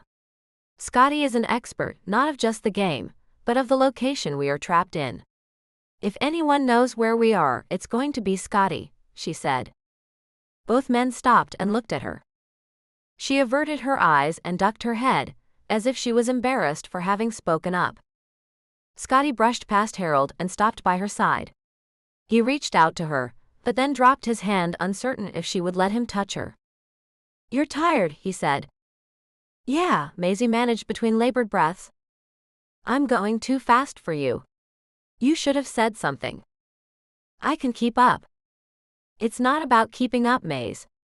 It's about being able to keep going." He lifted his head and looked around. He paused and tilted his head. Closing his eyes, he continued to move until he stopped. The river was close, and hopefully that meant so was the gorge and then canyon lands. A slight smile crossed his face and he nodded. "I'd say we're about a mile from the gorge." "We're nowhere near the gorge," Harold snapped. "If I'm wrong, I catch and gut the fish for dinner." "If you're wrong, you gut the fish," Scottie smirked. "Why not make me catch them too?" sneered Harold. "Because I would like to eat tonight." He turned his attention back to Maisie. "Do you think you can make it? There will be some rocks where you can sit and rest." Maisie nodded. "Yeah, I can keep going." Scottie pointed in the direction they had been headed. "That way. Head out." Maisie waited for Scottie to pass Harold and begin the march again. Breath caught in her throat when he picked up her hand and walked with her at her pace. She looked down at their intertwined hands and felt like crying. She never admitted to anyone that she subscribed to GameWatch just for him. To give him more views and more thumbs-ups. And to give her more time watching his face. If anyone ever asked, and the story she told to anyone who knew, hell, the story she told Scottie was that her brother had gotten her into it. Her little MinVid crush had been so much more than she let on. Only now that they were trapped in Austratica with Harold, she wished she had paid more attention to the game as Scottie played. Of course, he played different games, including Edgeland. At some point, he seemed to only be playing Codex Wars, and she didn't think anything of it. Her brother hyper-fixated on single games at a time. At the time, it just seemed like another manifestation/confirmation that Scottie was Mr. ADHD. Only now she knew better. Yes, Scottie had all the earmarks of having the attention span of a kid who needed Ritalin to get through school, but it also just drove home how smart he was. He had been studying his enemy, becoming familiar with their abilities, tactics, resources, and tools. Because all the orcs and goblins he said he fought came from Codex Wars. It didn't take long before they were next to a raging river. "Let's find a good site for setting up camp. I think we can stay here for a couple of days and rest." "Why here? What makes this place any better than any other for staying?" Harold snapped. Maisie was really tired of Harold being so aggressive when he didn't understand something. Have you ever tried just asking nicely when you don't understand something? Or is everything a challenge to you? Scottie didn't say anything, he simply pointed to the river. "That's why. It's a source of fish, water, protection. Let's see if we can find an area that's relatively clear." It didn't take long to find a sparse outcrop of rock. Why don't you rest for a while? Those boulders back that way about 20 yards should give you some privacy while I'll still be in earshot. Why does she get to rest? Shut up, Harry. I told you not to call me that. My name is Harold. Maisie closed her eyes for a moment before limping back to the boulders they had passed only minutes earlier. She sat on the rock with a big sigh. In front of her, the river rushed and flowed over broken rock, creating dangerous rapids. She hated camping. And this was so much worse. Everything hurt, and there was no bug spray or s'mores over a campfire. She had embarrassed herself in front of Scottie. How could she even talk to him again when he had seen her naked? He was being so nice to her. It had to be out of pity. She just knew he was comparing her to those super fit cosplay girls who wore bikinis and had zero body fat. She hated being trapped here. But she still couldn't think of anybody else she would rather have been trapped with. He knew the land from gaming for hundreds of hours. He clearly knew how to camp and fish. And he knew that she couldn't take another day of walking. Are you still mad at me? Scottie's deep voice asked from behind her. She nodded and then she shook her head. Not mad, Scottie, just mortified. That was embarrassing the other day. You have nothing to be embarrassed about. He stood next to her and looked out over the rushing water. You're sweet to say that, but I know better. Can we just forget it happened? He sat on the rock next to her and picked up her hand. I'd rather not, but if you say so, I will forget. And I will forget completely that you are wearing pink cotton panties. Oh my God. She shoved on his shoulder. He laughed. And something in her melted, as if she could fall in love with him any more than she was. She laughed and leaned against his arm. How much longer before we can get to those caves? And then, how do we let anybody know we're here? I've been thinking about that. I hate to admit it, but I think the best solution is one Harold came up with. Once we get to the caves, maybe we do need to push through to the coast. If we can find a raiding party of players, maybe we can get them to make contact outside of the game with our friends. But if Harold is stuck inside with us and the magic coding is in that laptop, what good is that going to do us? Wolf is pretty smart. From what I saw Yeardley do with code at FanFun, I trust them to do their best. So what did happen at FanFun? That wasn't a gas leak, was it? He shook his head. Definitely not a gas leak. Harry over there must have created a personal VR entrance for himself. It opened up two massive portals in the middle of a goblin-dwarf battle. I was talking to someone on the concourse about maybe doing a MinVid collab when I felt the surge hit. It's like a magical ripple over my skin. He ran his hand down his arm, waving his fingers up and down, creating a visual of magic ripples to go with his description. I got into the vendor room as people were running out. That's when the magic overtook me, and next thing I knew there were goblins and dwarves and battle goats. It was a pretty epic battle. Yeardley did a piece of code that made all of the video game characters dissolve when they got wet. And then she shimmied up a set of dividing curtains and held a lighter under the sprinkler system. That's how everybody got all wet. Maisie laughed as she pictured her friend being a total badass and saving the con. And the gas leak was just the excuse for explaining a mass hallucination?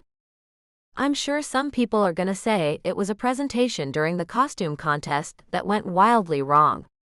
Others are going to say it had to have been a mass hallucination triggered by the gas leak. So this isn't a mass hallucination we're sharing here and now. Unfortunately, I'm gonna have to go with no. Not that I wouldn't have you in my hallucination. But I wouldn't put you through this if I had a choice. She stared up at him. His forehead and nose were sunburned. His braided hair was unruly. There was dirt smudged across his cheek. She reached up and ran her fingers through his beard, trying to smooth it down. Yeah, everything's a mess right now. Scottie followed her hand and pulled his beard into some shape. I must look like some kind of crazy giant leprechaun, he laughed. She looped her arm through his and leaned her head against the shoulder. Well, if you are, that would explain why you're so lucky. Be my lucky charm. She sighed. You think we should get back to see how Harold is doing? I can't believe you're making him gut fish. I got the impression he doesn't know how to do anything without game controllers in his hand. Scottie laughed and the movement bounced her head against his shoulder. This was nice. Why couldn't their exile be like this? Why did it have to be full of orcs and scarce food and no plumbing? Do you think we're gonna run into any more raiding parties? It's been at least a week. Scottie shook his head. We should practice some tomorrow. Do you think we need to? I don't know where any of them are. And unlike playing the game, I don't have an eagle-eye view option to know where things are. I don't get to make the choices of confronting or avoiding. We could run into danger at any time. I really hate first-person shooters, and that's what it's felt like the entire time we've been here. I don't know what's around the corner or behind that tree. Can we just sit here for a minute longer? It's nice to have a moment of peace. It is. He pressed his face against her head and placed a kiss against her hair. She sighed. It was better to not be mad at him and be talking to him than it was to stew in the miserable embarrassment of her own making. They didn't get another moment of peace. Harold's screams had them both on their feet and running to their campsite. What is it? Maisie asked as she looked around. Scottie crossed the area they had cleared and picked up a sword and tossed it to her. He held the other one out for Harold. There's something out there. Scottie dropped the sword at the other man's feet when he refused to take it. He ran his hands over his arms. It's big and I can feel the magic. My hairs are all standing on end. They stood braced for action, staring out into the jungle. Scottie eased his posture and began moving around. Maisie, not yet convinced the danger had passed, continued to hold her sword in front of her. So this hair on end, she started. Do you normally get that before you change? Scottie shrugged. Yeah, that's part of it. It seems to have gone. What was out there? Harold asked. I don't know, you're the one who screamed. A bug crawled over my foot. It was big. Scottie pointed a loaded finger at Harold. He just stood there pointing and glowering for a moment before he stormed off. Maisie tossed her sword down. You could have said something earlier. Scared us half to death. You're just overreacting. And you have been underreacting and she pointed in the direction Scottie went, has been keeping us alive. It's time you figured that out. You know, for someone so smart, you really are clueless. Chapter 9. Maisie worked through her forms. She hefted her sword over her shoulder, ready to swing like a bat. In the morning we should head out, Scottie suggested as he watched her practice. She moved with the grace of a dancer, but the heavy weapon caused her to hit awkward spots in her practice. So soon? Her arms swung in rhythm. She was getting stronger, and that's what mattered most. The gorge won't be as easy to trek, and we've had a few days to rest up. To be honest, we could find the perfect spot to set up a permanent camp within a few miles of where we're located, or it could be days. That would be fantastic, Maisie dropped her sword arm. It was hard to avert his eyes from her heaving chest. Even scraping the insides of fish out didn't put a damper on his growing affection, attraction and ardor for her. This place seems perfectly fine to me, Harold interjected. Harold was always interjecting. Scottie found it difficult to put up with the man's constant smarter, holier-than-thou bull. He was constantly reminding them that the dead laptop he carried around like a baby held the code that would get them out. Continually professing just how smart he was, how he dropped out of college because he was already making so much money from game sales. Scottie never once pointed out that when it came to financial windfalls, he had Harold beat. Harold may have sold his first game for a cool 1.5, but that's what Scottie made in the first 6 months of this year. He was a top earner on the MinVid and GameWatch platforms, but none of that mattered here. Just like the dead laptop didn't matter. Harold's ability to program is what got them into this mess, while Scottie's cosplay creations and gaming antics had zero impact on their survival. It seemed like a weird flex for Harold to constantly be bringing it up. "It's not ideal," Scottie answered, less than thrilled to be speaking to the man.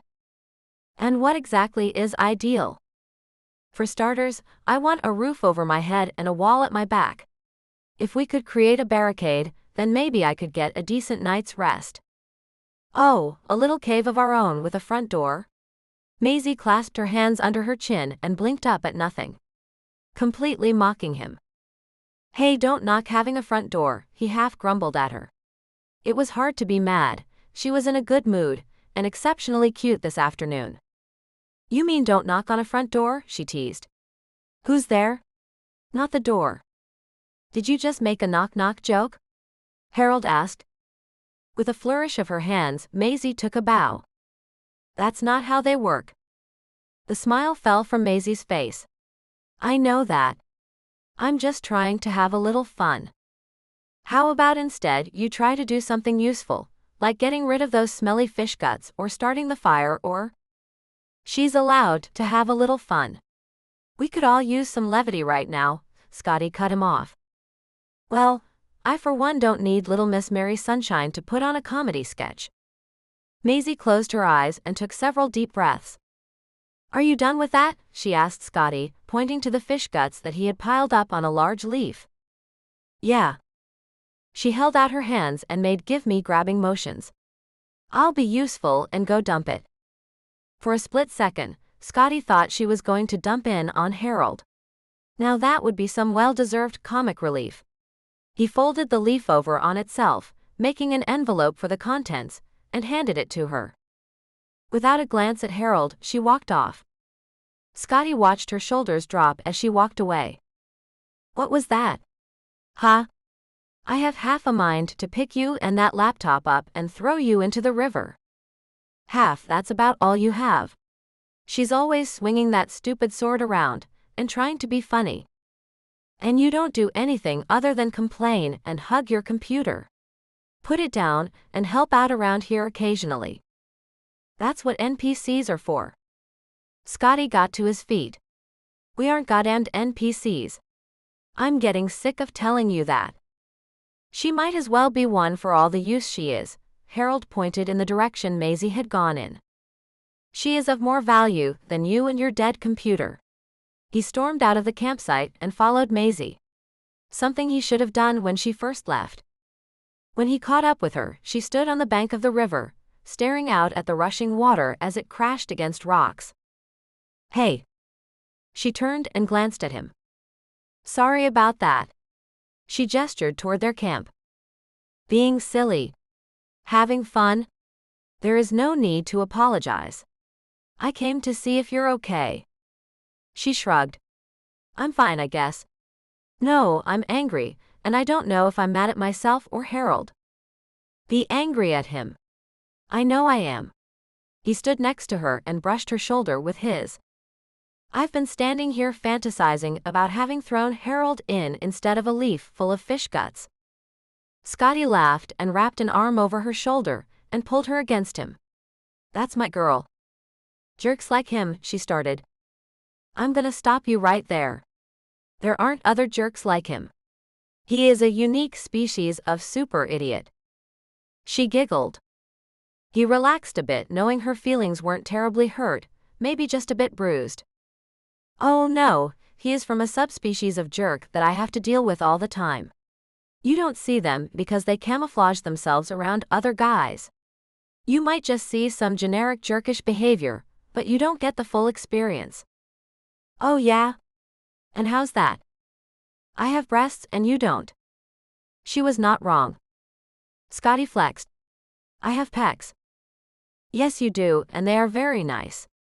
Thank you for sharing your workout videos." He smirked. He knew hundreds of thousands of people watched his videos, but it was Maisie admitting that she liked his workout videos that felt like winning an award. But you having pecs doesn't automatically make gamer and con goers think you don't deserve to be in their spaces. If you game, and you like all things sci-fi and fantasy and comic adjacent, you belong in those spaces. She leaned her head against his shoulder. Not all men think that way. And the ones who are willing to concede that women can be in those spaces don't want women like me there. And they aren't afraid to tell me. She let out a heavy sigh. Harold is just another one of those guys. Scottie stood back from Maisie, put his hand on her shoulder and looked her in the eyes. What is that supposed to mean? Don't want women like you there? She gave him a weak grin and turned so that she looked out at the river again, and not at him. Wrapping her arms around herself, she rubbed her arms as if she were cold. Scottie stepped up behind her and put his arms around her, holding her back to his chest. She didn't relax against him. Whatever it was she wasn't saying was hard for her. You know you can tell me anything. He kissed her hair. She let out a derisive chuckle. It's part of the reason I stopped going to cons. That voice actor who was rude about your cosplay? You remembered? Wow, yeah. But he was rude about my cosplay because I'm fat. Maisie, he started. No, Scottie, don't try to placate me with other words that mean the same thing. I'm fat, and to some people, that's inexcusable. And to some guys like Harold, that puts me in open season for hurling insults at and telling me I don't belong. You know, when that orc was coming at me before he dragged me off, I actually thought he was some gym bro coming over to tell me I needed to work out and go on a diet. That doesn't happen. Yeah, it does. It happens more than most people realize. And it's not just that. I can and have to do everything perfect, better than perfect, or I'm perceived as being stupid. Do you know how many people, not at the con, but in general, treated me like I was dumb for having a chemical burn on my face? Jesus, Maisie. I'm sorry. She leaned against him, and he felt her relax. Thank you, she said, for listening. You know, I think you belong in those spaces. I think you're smart and funny. That's because you know me. But people like Harold aren't willing to get to know me. All they see is a fat girl. I don't see a fat girl. Maisie started to say something. Let me finish. I see a cute girl, and sure you've got a bit more going on than some of the other women there, but it's your smile that makes me want to smile. It's your pain that causes me pain. And it's your pink cotton panties that haunt my dreams. Oh my God, Scottie, you didn't, she spun in his arms. He cut off her words with a kiss. Her lips were soft and confused for a second. But Maisie was smart and she leaned into the kiss, wrapping her arms around his neck. He eased back a bit and Maisie whimpered. Clearly, he needed to keep kissing her, so he did. It was hard to breathe around the tightening in his chest when the kiss ended. He traced his fingers along her cheek. This is healing up nicely. And I'm sorry my poor skills caused you pain, and people are idiots because if anyone was being stupid it was me. It's not what he had intended on saying, but his brain had short-circuited out, and all he could really think was how amazing Maisie felt in his arms and against his lips. She caught his hand. It's no one's fault. It was a reaction. Are we just going to ignore the elephant between us? He leaned back with a laugh and looked down at her. You are adorable, and I've wanted to kiss you for the longest time. What's your elephant? I'm trying to forget that you've seen me naked, and you keep bringing up my panties. He leaned down and put his mouth next to her ear.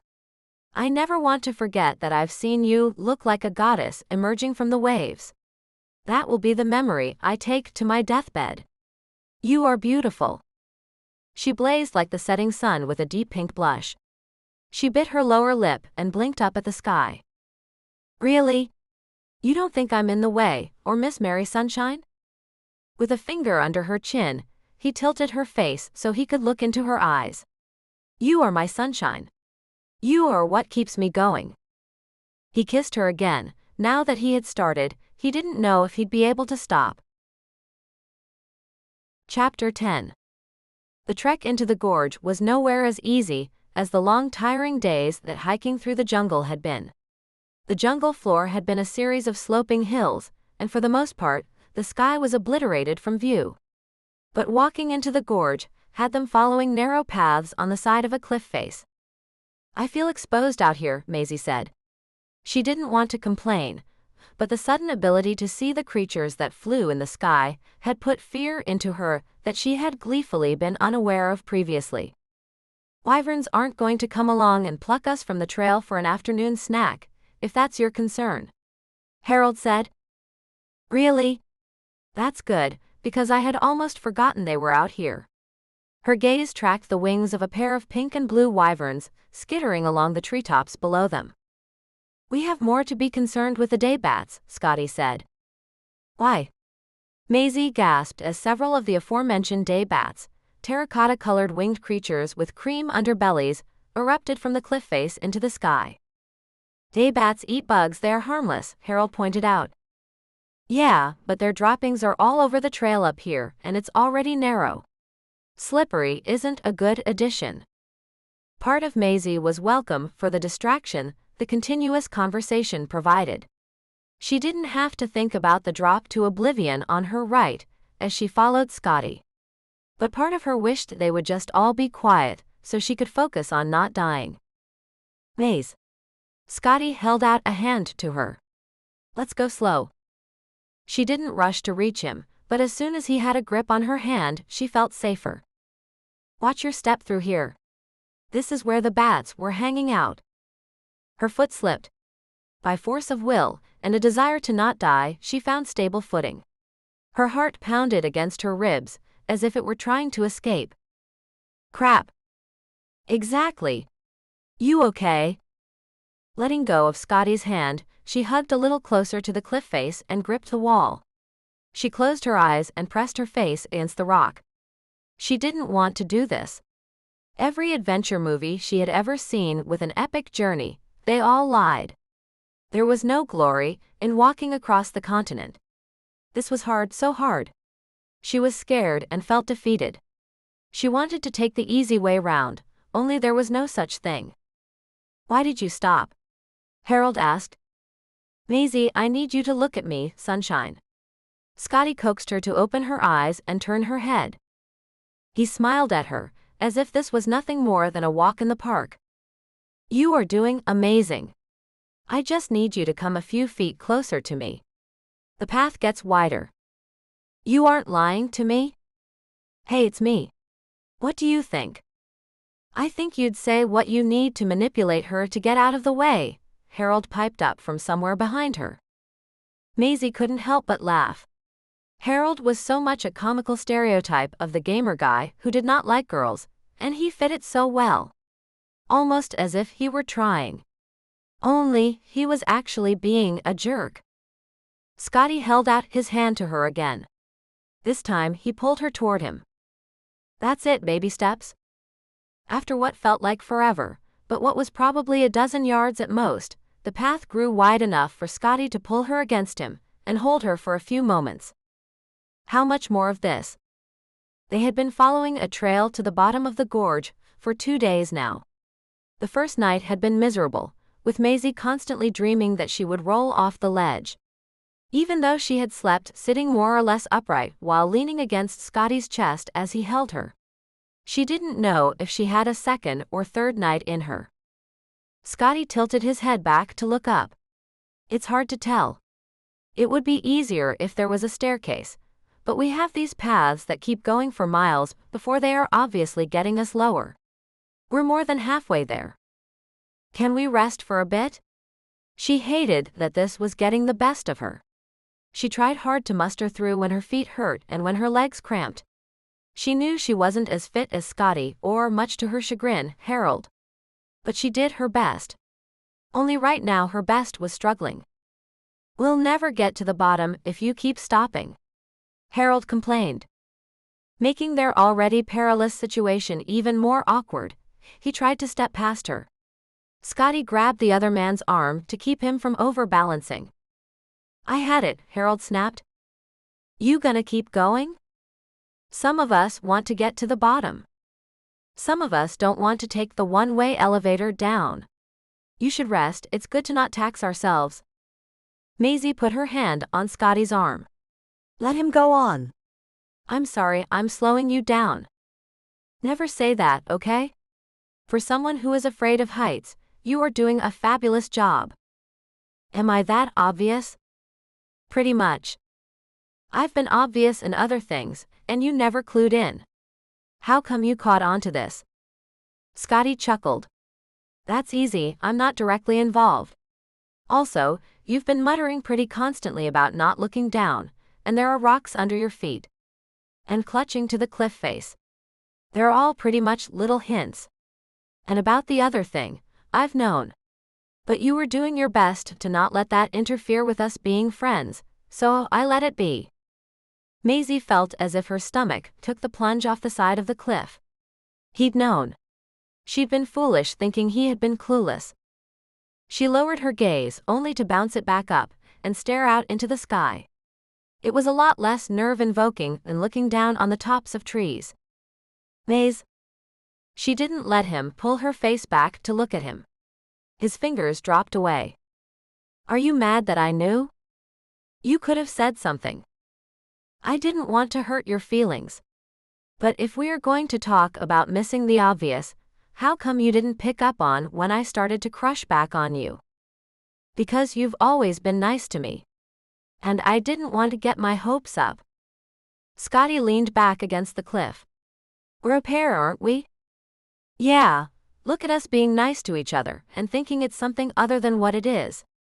In case you've changed your mind, I'm good being your platonic friend. Seriously? You want to go back to that earlier mess that was us? No thank you. I think being up here is messing with your head. Let me be perfectly clear. I do not want to be platonic. Really?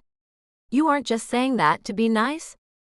Let's get off this cliff and I'll show you how much I mean it. Well then, what are we hanging around here for?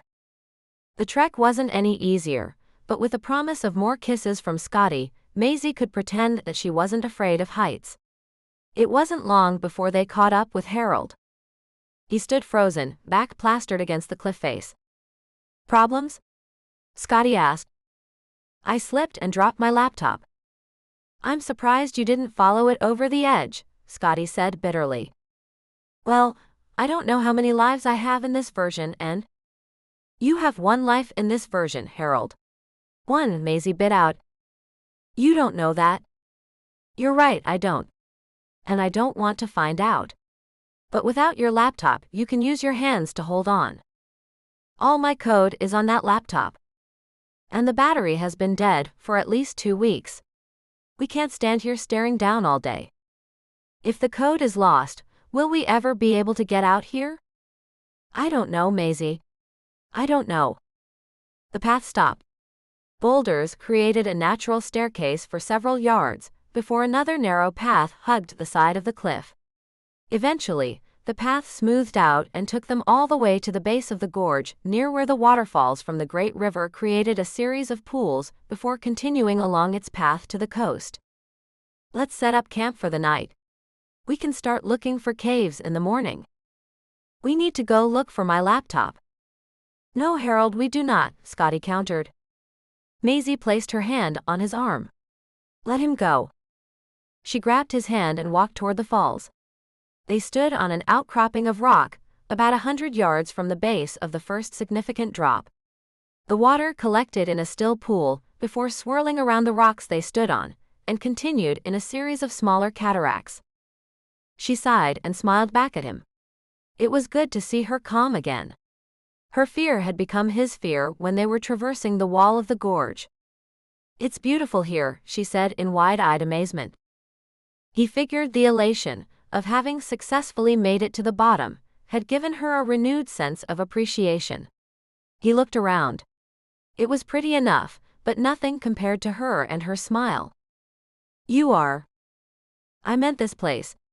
She blushed when she looked back at him. He dragged her back against him and wrapped his arms around her.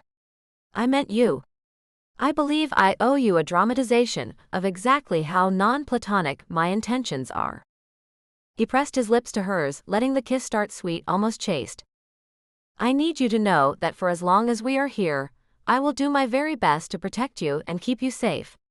Your concerns are my concerns. I could feel how scared you were up there, and I have never been more proud of anybody in my life. Scottie, Maisie said his name in a breath. Please don't tell me I'm being sweet. I don't have sweet intentions, not with you. Not anymore. Chapter 11. They encountered caves much sooner than Maisie had anticipated. Not even a few miles from the last pool of the waterfalls, where the river reformed with a gentle pebble beach, they located a suitable cave. Scottie had a checklist that Maisie had to agree with. She would have gleefully gone into the first one she found, not thinking about bats or other creatures that might live in there. So after an entrance that didn't require more than bending over to get in, knowing how deep was the second requirement. If they couldn't follow the cave all the way to the back, if they just couldn't tell, that was a nope. The cave they found had an entrance Maisie felt comfortable fitting through. Harold complained about hitting his head. But Scottie, who was so much taller, didn't. The cave itself was fairly shallow, only going back into the canyon wall about 15 or 20 feet. It was wide, and had plenty of space for everyone to lay down and be within the shelter. The plants do a fairly good job of hiding the entrance, but I still want a door. Oh lordy, you aren't going to do another one of those stupid knock-knock jokes, are you? Harold whined. Ignoring him, Maisie turned her attention to Scottie. So we can stay here for a bit? Set up a more permanent camp? She didn't want to get her hopes up, but she desperately wanted to stop trekking through the wilds every day without a destination. I still think we should go to the coast and try to find other gamers, Harold said. I agree, Scottie started. What? You never agree with me. Well, this time, you actually have a point. But we need a break. We are all tired, hungry, and stressed to the limits. Here we have easy access to the river. He ticked items off his fingers. That's fishing, freshwater bathing all right there. I saw some citrus-looking trees between here and the falls, so another food source. I don't know if this place has a rainy season like the game, but we would stay relatively dry here. While you get what you need for a door, I want to see what I can find to maybe make mats to sleep on. So I don't have to put my head in the dirt when I sleep. Scottie cleared his throat. You've got me. Warmth spread throughout Maisie's being. She did have Scottie, and in the few hours they had when they weren't keeping watch, he held her, letting her rest her head on his chest. She sighed. I still woke up with rocks in my hair. Sorry about that, sunshine. Sleeping mats sound like a good idea. Tomorrow we can forage for what we need. Tomorrow I'm going back out to look for my laptop, Harold informed them. I wouldn't expect anything less. Maisie turned her head so that Harold wouldn't see her smirk. It wasn't to save Harold from her expression, but to save herself from his incessant judgmental commentary. It took several days for Scottie to collect the necessary branches and vines he needed to make a door. Never wandering far from Scottie's side, she collected palm-like fronds. With another gratitude nod toward all the romance novels she read, she thanked those authors who would put random dumps of historic information into their narratives. If it weren't for instructions on weaving rushes into mats, she never would have thought about weaving palm fronds together to make mattresses she could stuff with other leaves. As expected, Harold complained that it was taking too long to build the door. But he never offered any help. Not with the direct task at hand, or even with fishing and gathering citrus for their dinners. The only thing he provided was negativity. Of course, Maisie wasn't going to get into it with him. Even Scottie left him alone. His absence was a contributing factor to how long everything was taking. And she didn't want to change that for anything. Has he left yet? Scottie asked. Maisie pretended to weave a mat together. Pretended, because she spent more time watching the jungle and listening for Harold than she did working the fronds. I think so. She put the weaving down and entered the cave. Scottie was right behind her. As soon as she turned, she was in his arms. Their lips pressed together. Scottie pulled his tunic off. Now that they had set up camp, he didn't walk around in all of his layers of tunics and chain mail. It also made getting undressed quicker. Maisie took his tunic and spread it over the dirt floor with her own. I really need to finish one of those mats. By the time Harold returned from an unsuccessful laptop hunting mission, Maisie was back to weaving the mat, and Scottie was grunting out his frustration over the door not coming together to his satisfaction. It took days of distracted work to complete the door. It took even longer to make several mats. Scottie wished he could lose track of the days.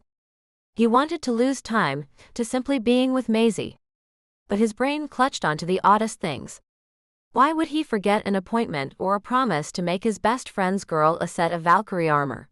But he could perfectly remember, it had been 32 days since he chased that orc through a magic portal because Maisie was in danger. He didn't mind clinging to every moment of the past month with Maisie.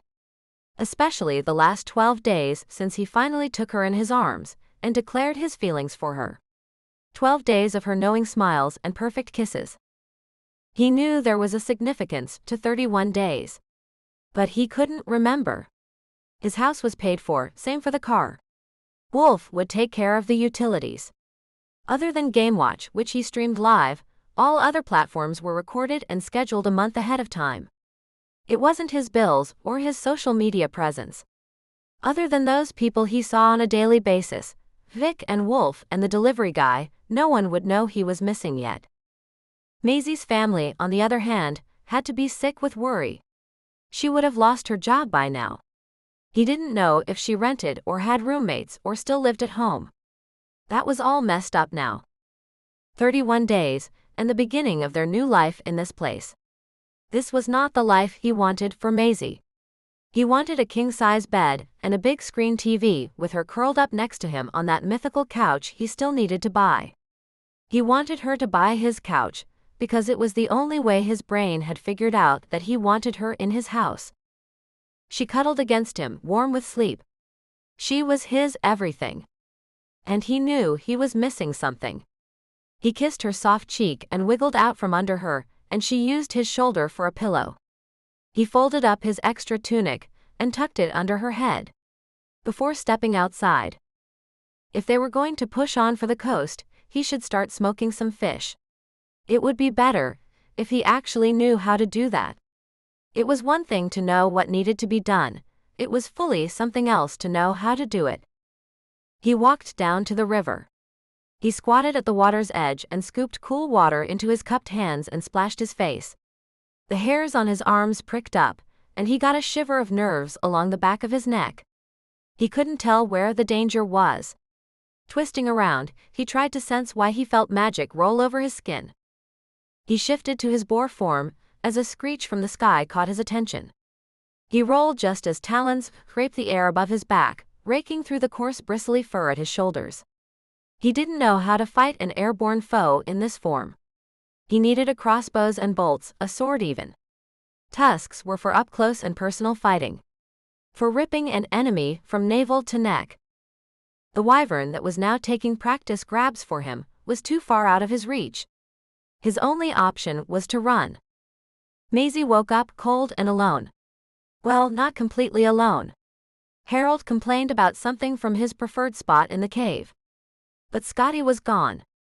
She rubbed the sleep from her eyes and tried to stretch through the morning's new set of aches and pains. Sleeping on the ground, woven mat or not, was still uncomfortable.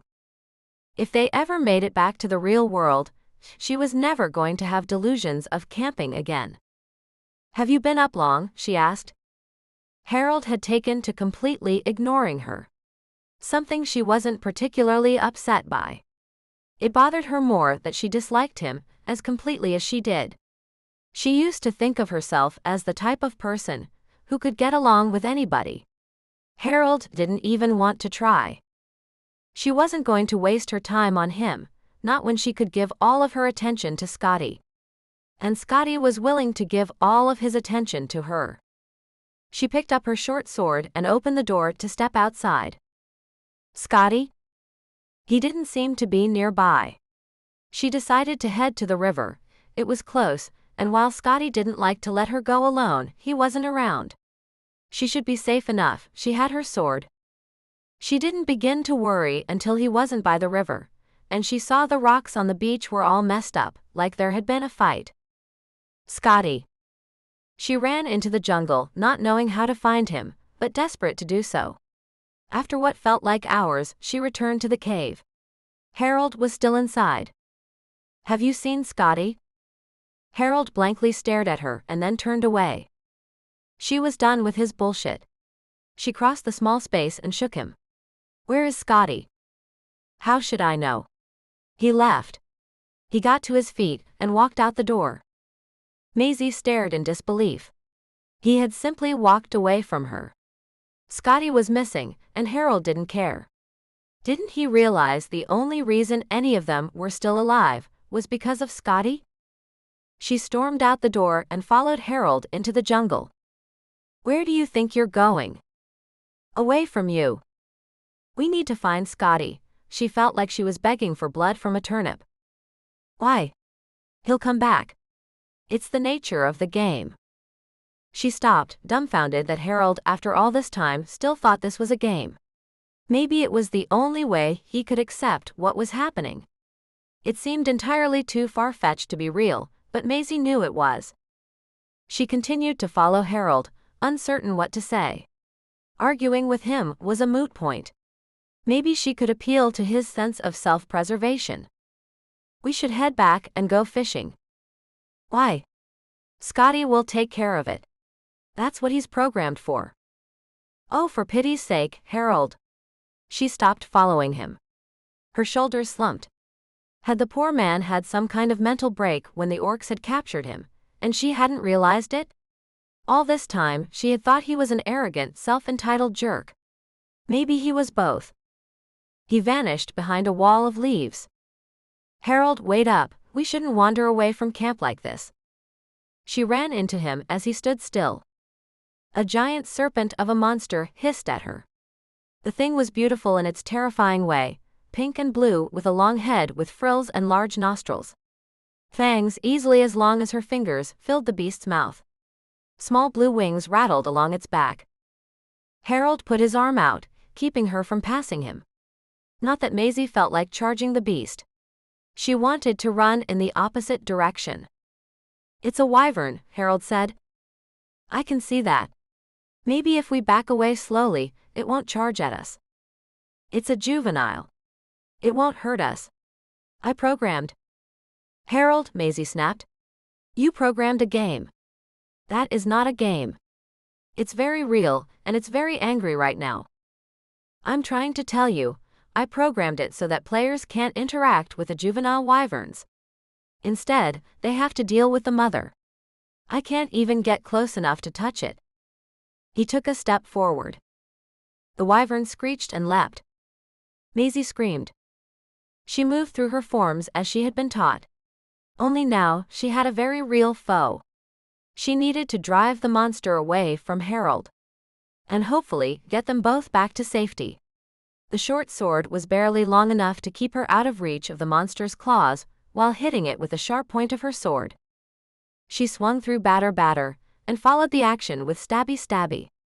She felt like a fool yelling stabby, as she drove the sword point at the beast's face. She was driving it back. She now stood between it and Harold. He was on his knees and holding his gut. She knew there was a lot of blood. She didn't know how much damage he sustained. She wasn't going to know until the thing turned and ran away, or she killed it. She didn't think she was going to be able to kill it, especially as it managed to stay just outside her reach. A squealing roar came from somewhere to her right. She wanted to cry. She didn't have it in her to fight another monster. She was tempted to drop her sword down and chance her luck with running away. Screw Harold, it was self-preservation time. Suddenly, a very large boar stood between her and the wyvern. They screamed at each other. The wyvern lunged for Scottie. Oh no you don't, Maisie screamed and brought her blade down on the creature just behind its head. Momentum carried it forward, and its lifeless body crashed into the jungle floor, siding to a stop near where Harold lay collapsed and bloody. Scottie, oh my God, Scottie, are you okay? Maisie watched in near disbelief as the boar convulsed and with a painful set of convulsions and sounds, shifted back into Scottie. Oh ow, that's starting to really hurt. She flung her arms around his shoulders and sobbed. Hey my brave girl. You did amazing. He held her as she continued crying. You went away. Sorry sunshine. I had a run-in with a bigger one of these. What are you doing out here? I wanted to look for you but, oh no. Harold. She ran back to the other man. He was covered in blood. I've got him, Scottie said as he scooped Harold up.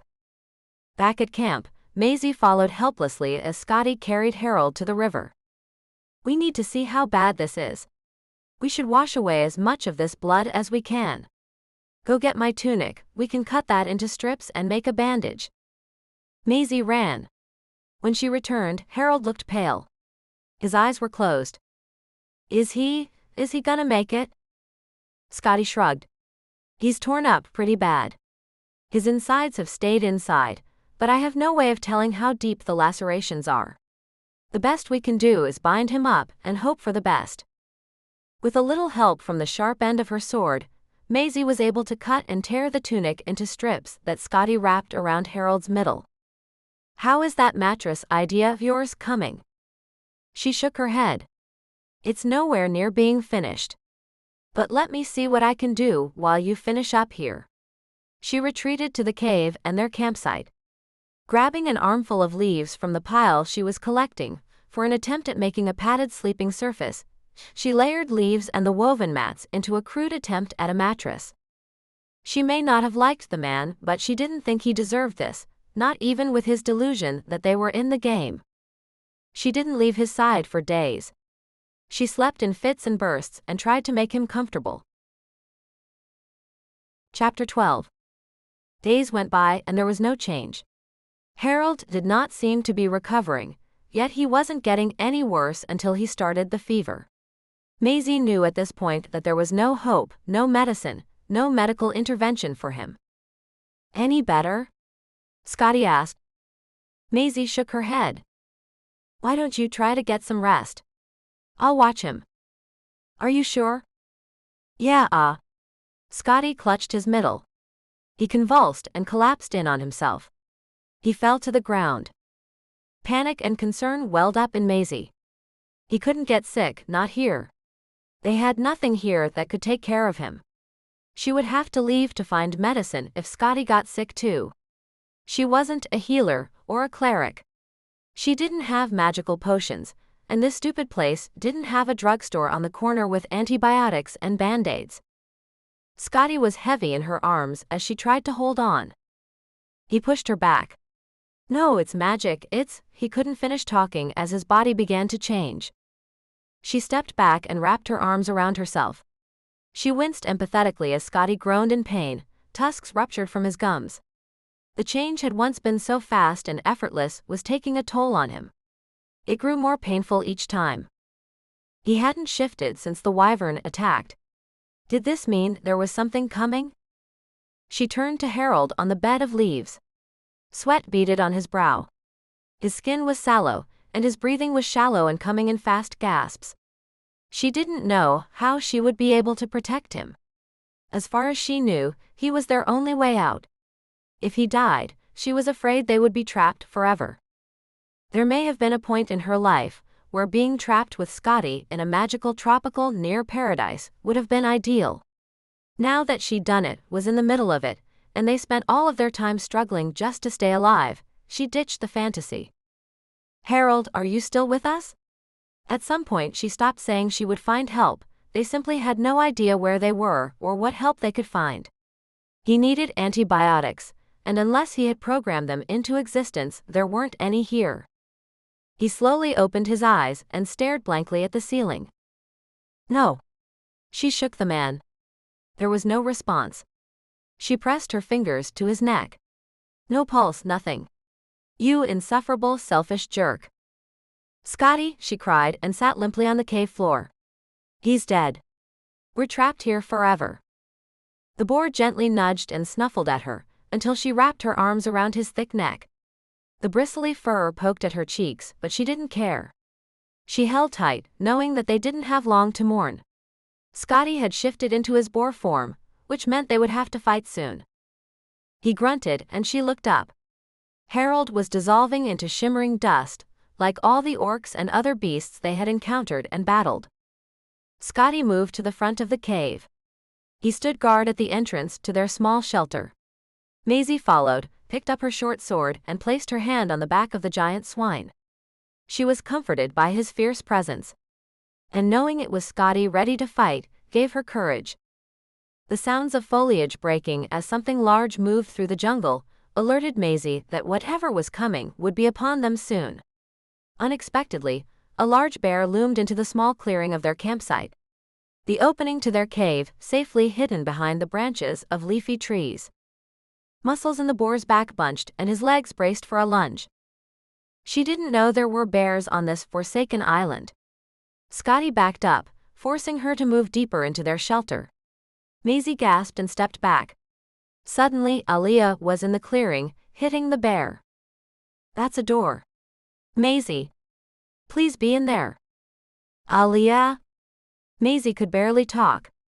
She started crying with relief, and by the time she pushed past Scottie and fell into her friend's arms, she was sobbing. "Come on, we don't have much time." "What? How?" Aaliyah started pulling on Maisie's arm. "I'll explain later, we have to go." Maisie pulled back. "Harold's dead." "Who?" "Harold Whitaker, he's the original programmer of the game. He's dead. His body just turned to dust, like he was a video game character. There's nothing we can do for him." "We've got to go," Aaliyah said urgently. With the bear in the lead, Aaliyah and Maisie followed. They ran. The boar followed in the very back. For the first time in weeks, Maisie wanted to give up. She was weak and tired. "Hurry before anything else knows there's a portal." "But how did you get it open?" "Harold has been inside with us.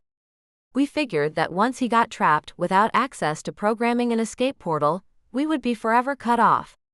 His laptop ran out of battery. Wolf and Yeardley have been working on this for weeks. We were only able to get through just now." The jungle growth gave way to a swirling portal surrounded by lightning, creating an opening into what looked like Scottie's living room. As they ran down through the overgrowth, a party of orcs approached the opening into the real world. "No!"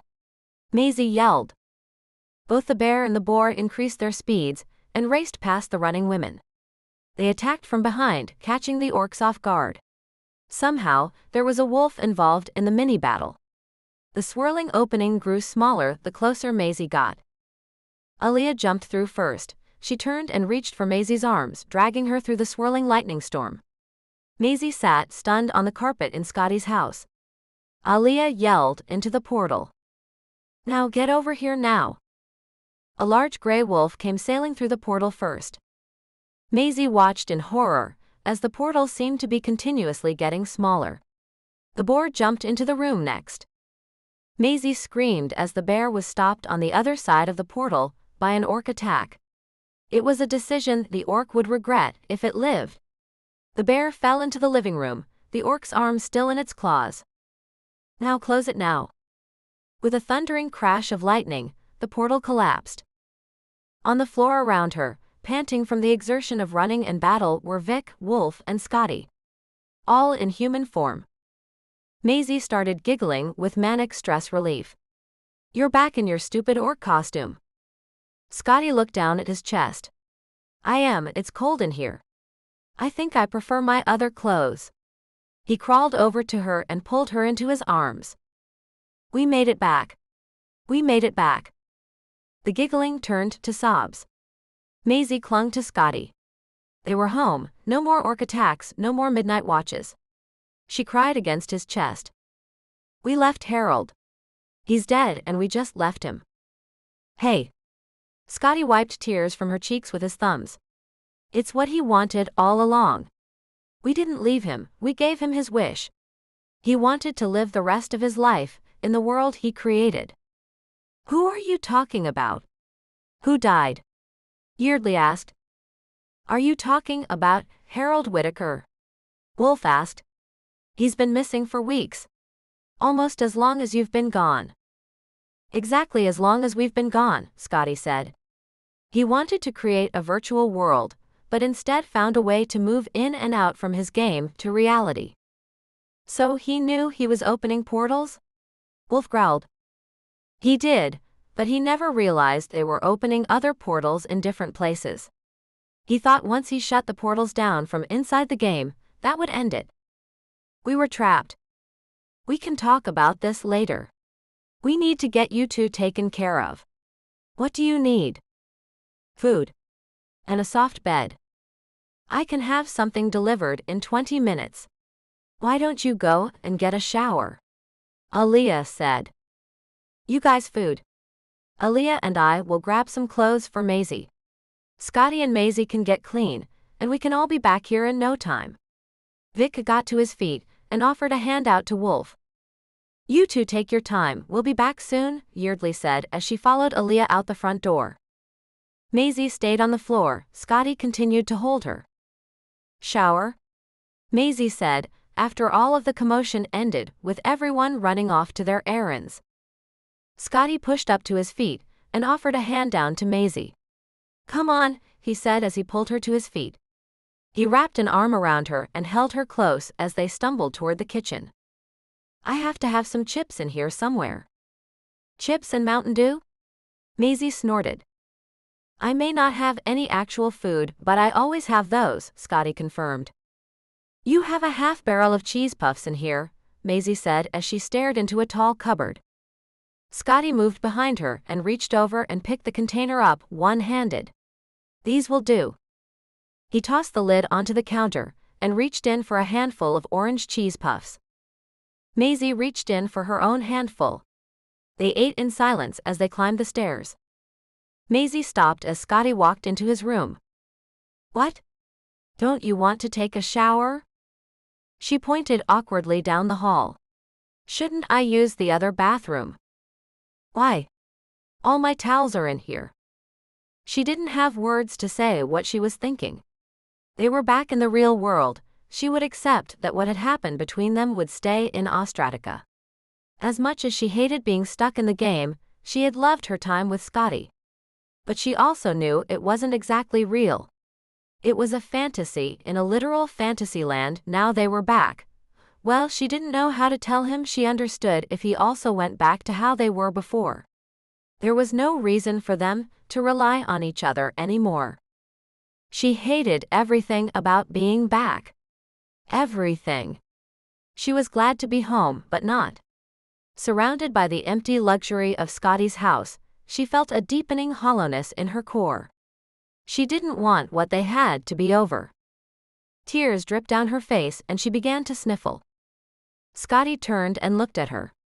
What's wrong, Maze? I thought you wanted a shower.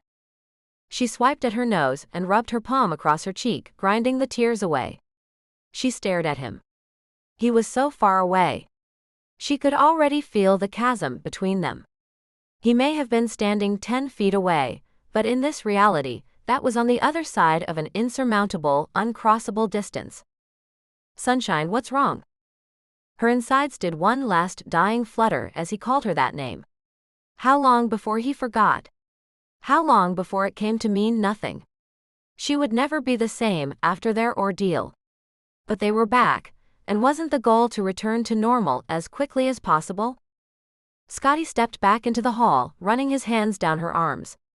Hey. He dipped down so that he was at her level. I'm so tired, Maisie started, in my bones tired. And I'm hungry. I'm covered in bug bites. I'm pretty sure I have fleas. And I'm still scared. I still think that around the next corner we'll run into an orc scouting party, or a wyvern nest. I'm afraid. She sniffed. Scottie didn't say anything. He wiped her tears and kept his eyes on hers.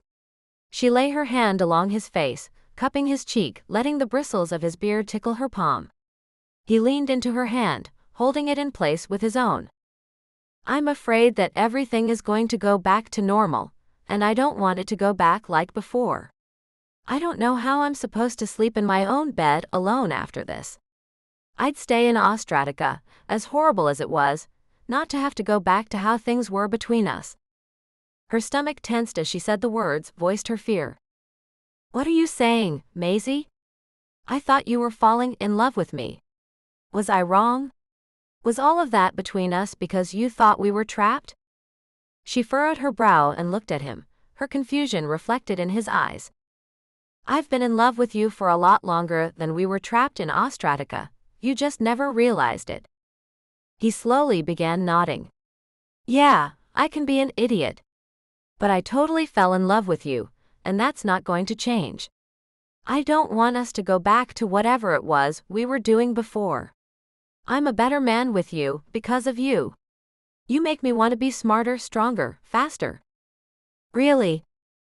Scottie stood, and Maisie let her gaze follow him up. He pulled her into his chest and dipped his head to kiss her. She tasted her own tears. When I said I would be there for you, fight for you, do what I needed to keep you safe, that wasn't just because we were stuck. I meant it, forever. I want you here with me, not alone in your own bed. You want me to move in? Scottie sank back to his knees. He held her hands tight in his, gently kissing her dirty and bruised knuckles. Maisie, my sunshine, when I made the promise to always take care of you, I realize now that maybe my intentions were not as clear as I felt. Let me be as clear as possible. In my heart, I was promising myself to you forever. In my heart, I married you that day at the waterfall. I live and I fight, and I survive for your smile. I don't know how I managed without you. I don't want us to ever go back to how things were before. I don't want to be without you. I love you. I want to marry you. Please. Will you marry me? As she stared, he closed his eyes and pressed his lips to her knuckles again. She sniffed. I think I married you that day too. But promises our hearts make don't count much, here in the land of document everything, do they? Scottie opened his eyes and looked up at her. He was everything she ever wanted, and he was on his knees telling her he was hers, asking her to claim him. Come on, let's get cleaned up. We can fly to Vegas tomorrow and get married, or go to the local courthouse here. I don't think I can wait for a long engagement or a big wedding. But if you want a big wedding, we can do that. We can do whatever you want. Scottie, I just want you. Vegas sounds too much like an adventure, and I'm kind of done with adventures for a while. The courthouse tomorrow sounds good to me. Epilogue. A year later. Maisie fought her way upstream through the crowd like some kind of spawning salmon. Where was he? He said he would be right here. With his height and his shock of red hair, and the hat he was supposed to be wearing, Scottie should be relatively easy to find. She needed the concourse to not be so crazy crowded. She caught a flash of the bright flaming hair that she associated with Scottie. She made her way through the crowd to get to him, and yep, that was one of Hayden's wigs. There were times she regretted introducing them, like when she wanted to go to bed, and they stayed up all night collaborating on the most amazing wigs ever. But mostly, she was happy they hit it off, and were able to work together. After all, she got to try on all the wigs and model them during the creation process. Hayden had been right, the wigs were incredibly heavy, and these days Maisie's cosplays needed to be a little easier to wear and get in and out of. There you are.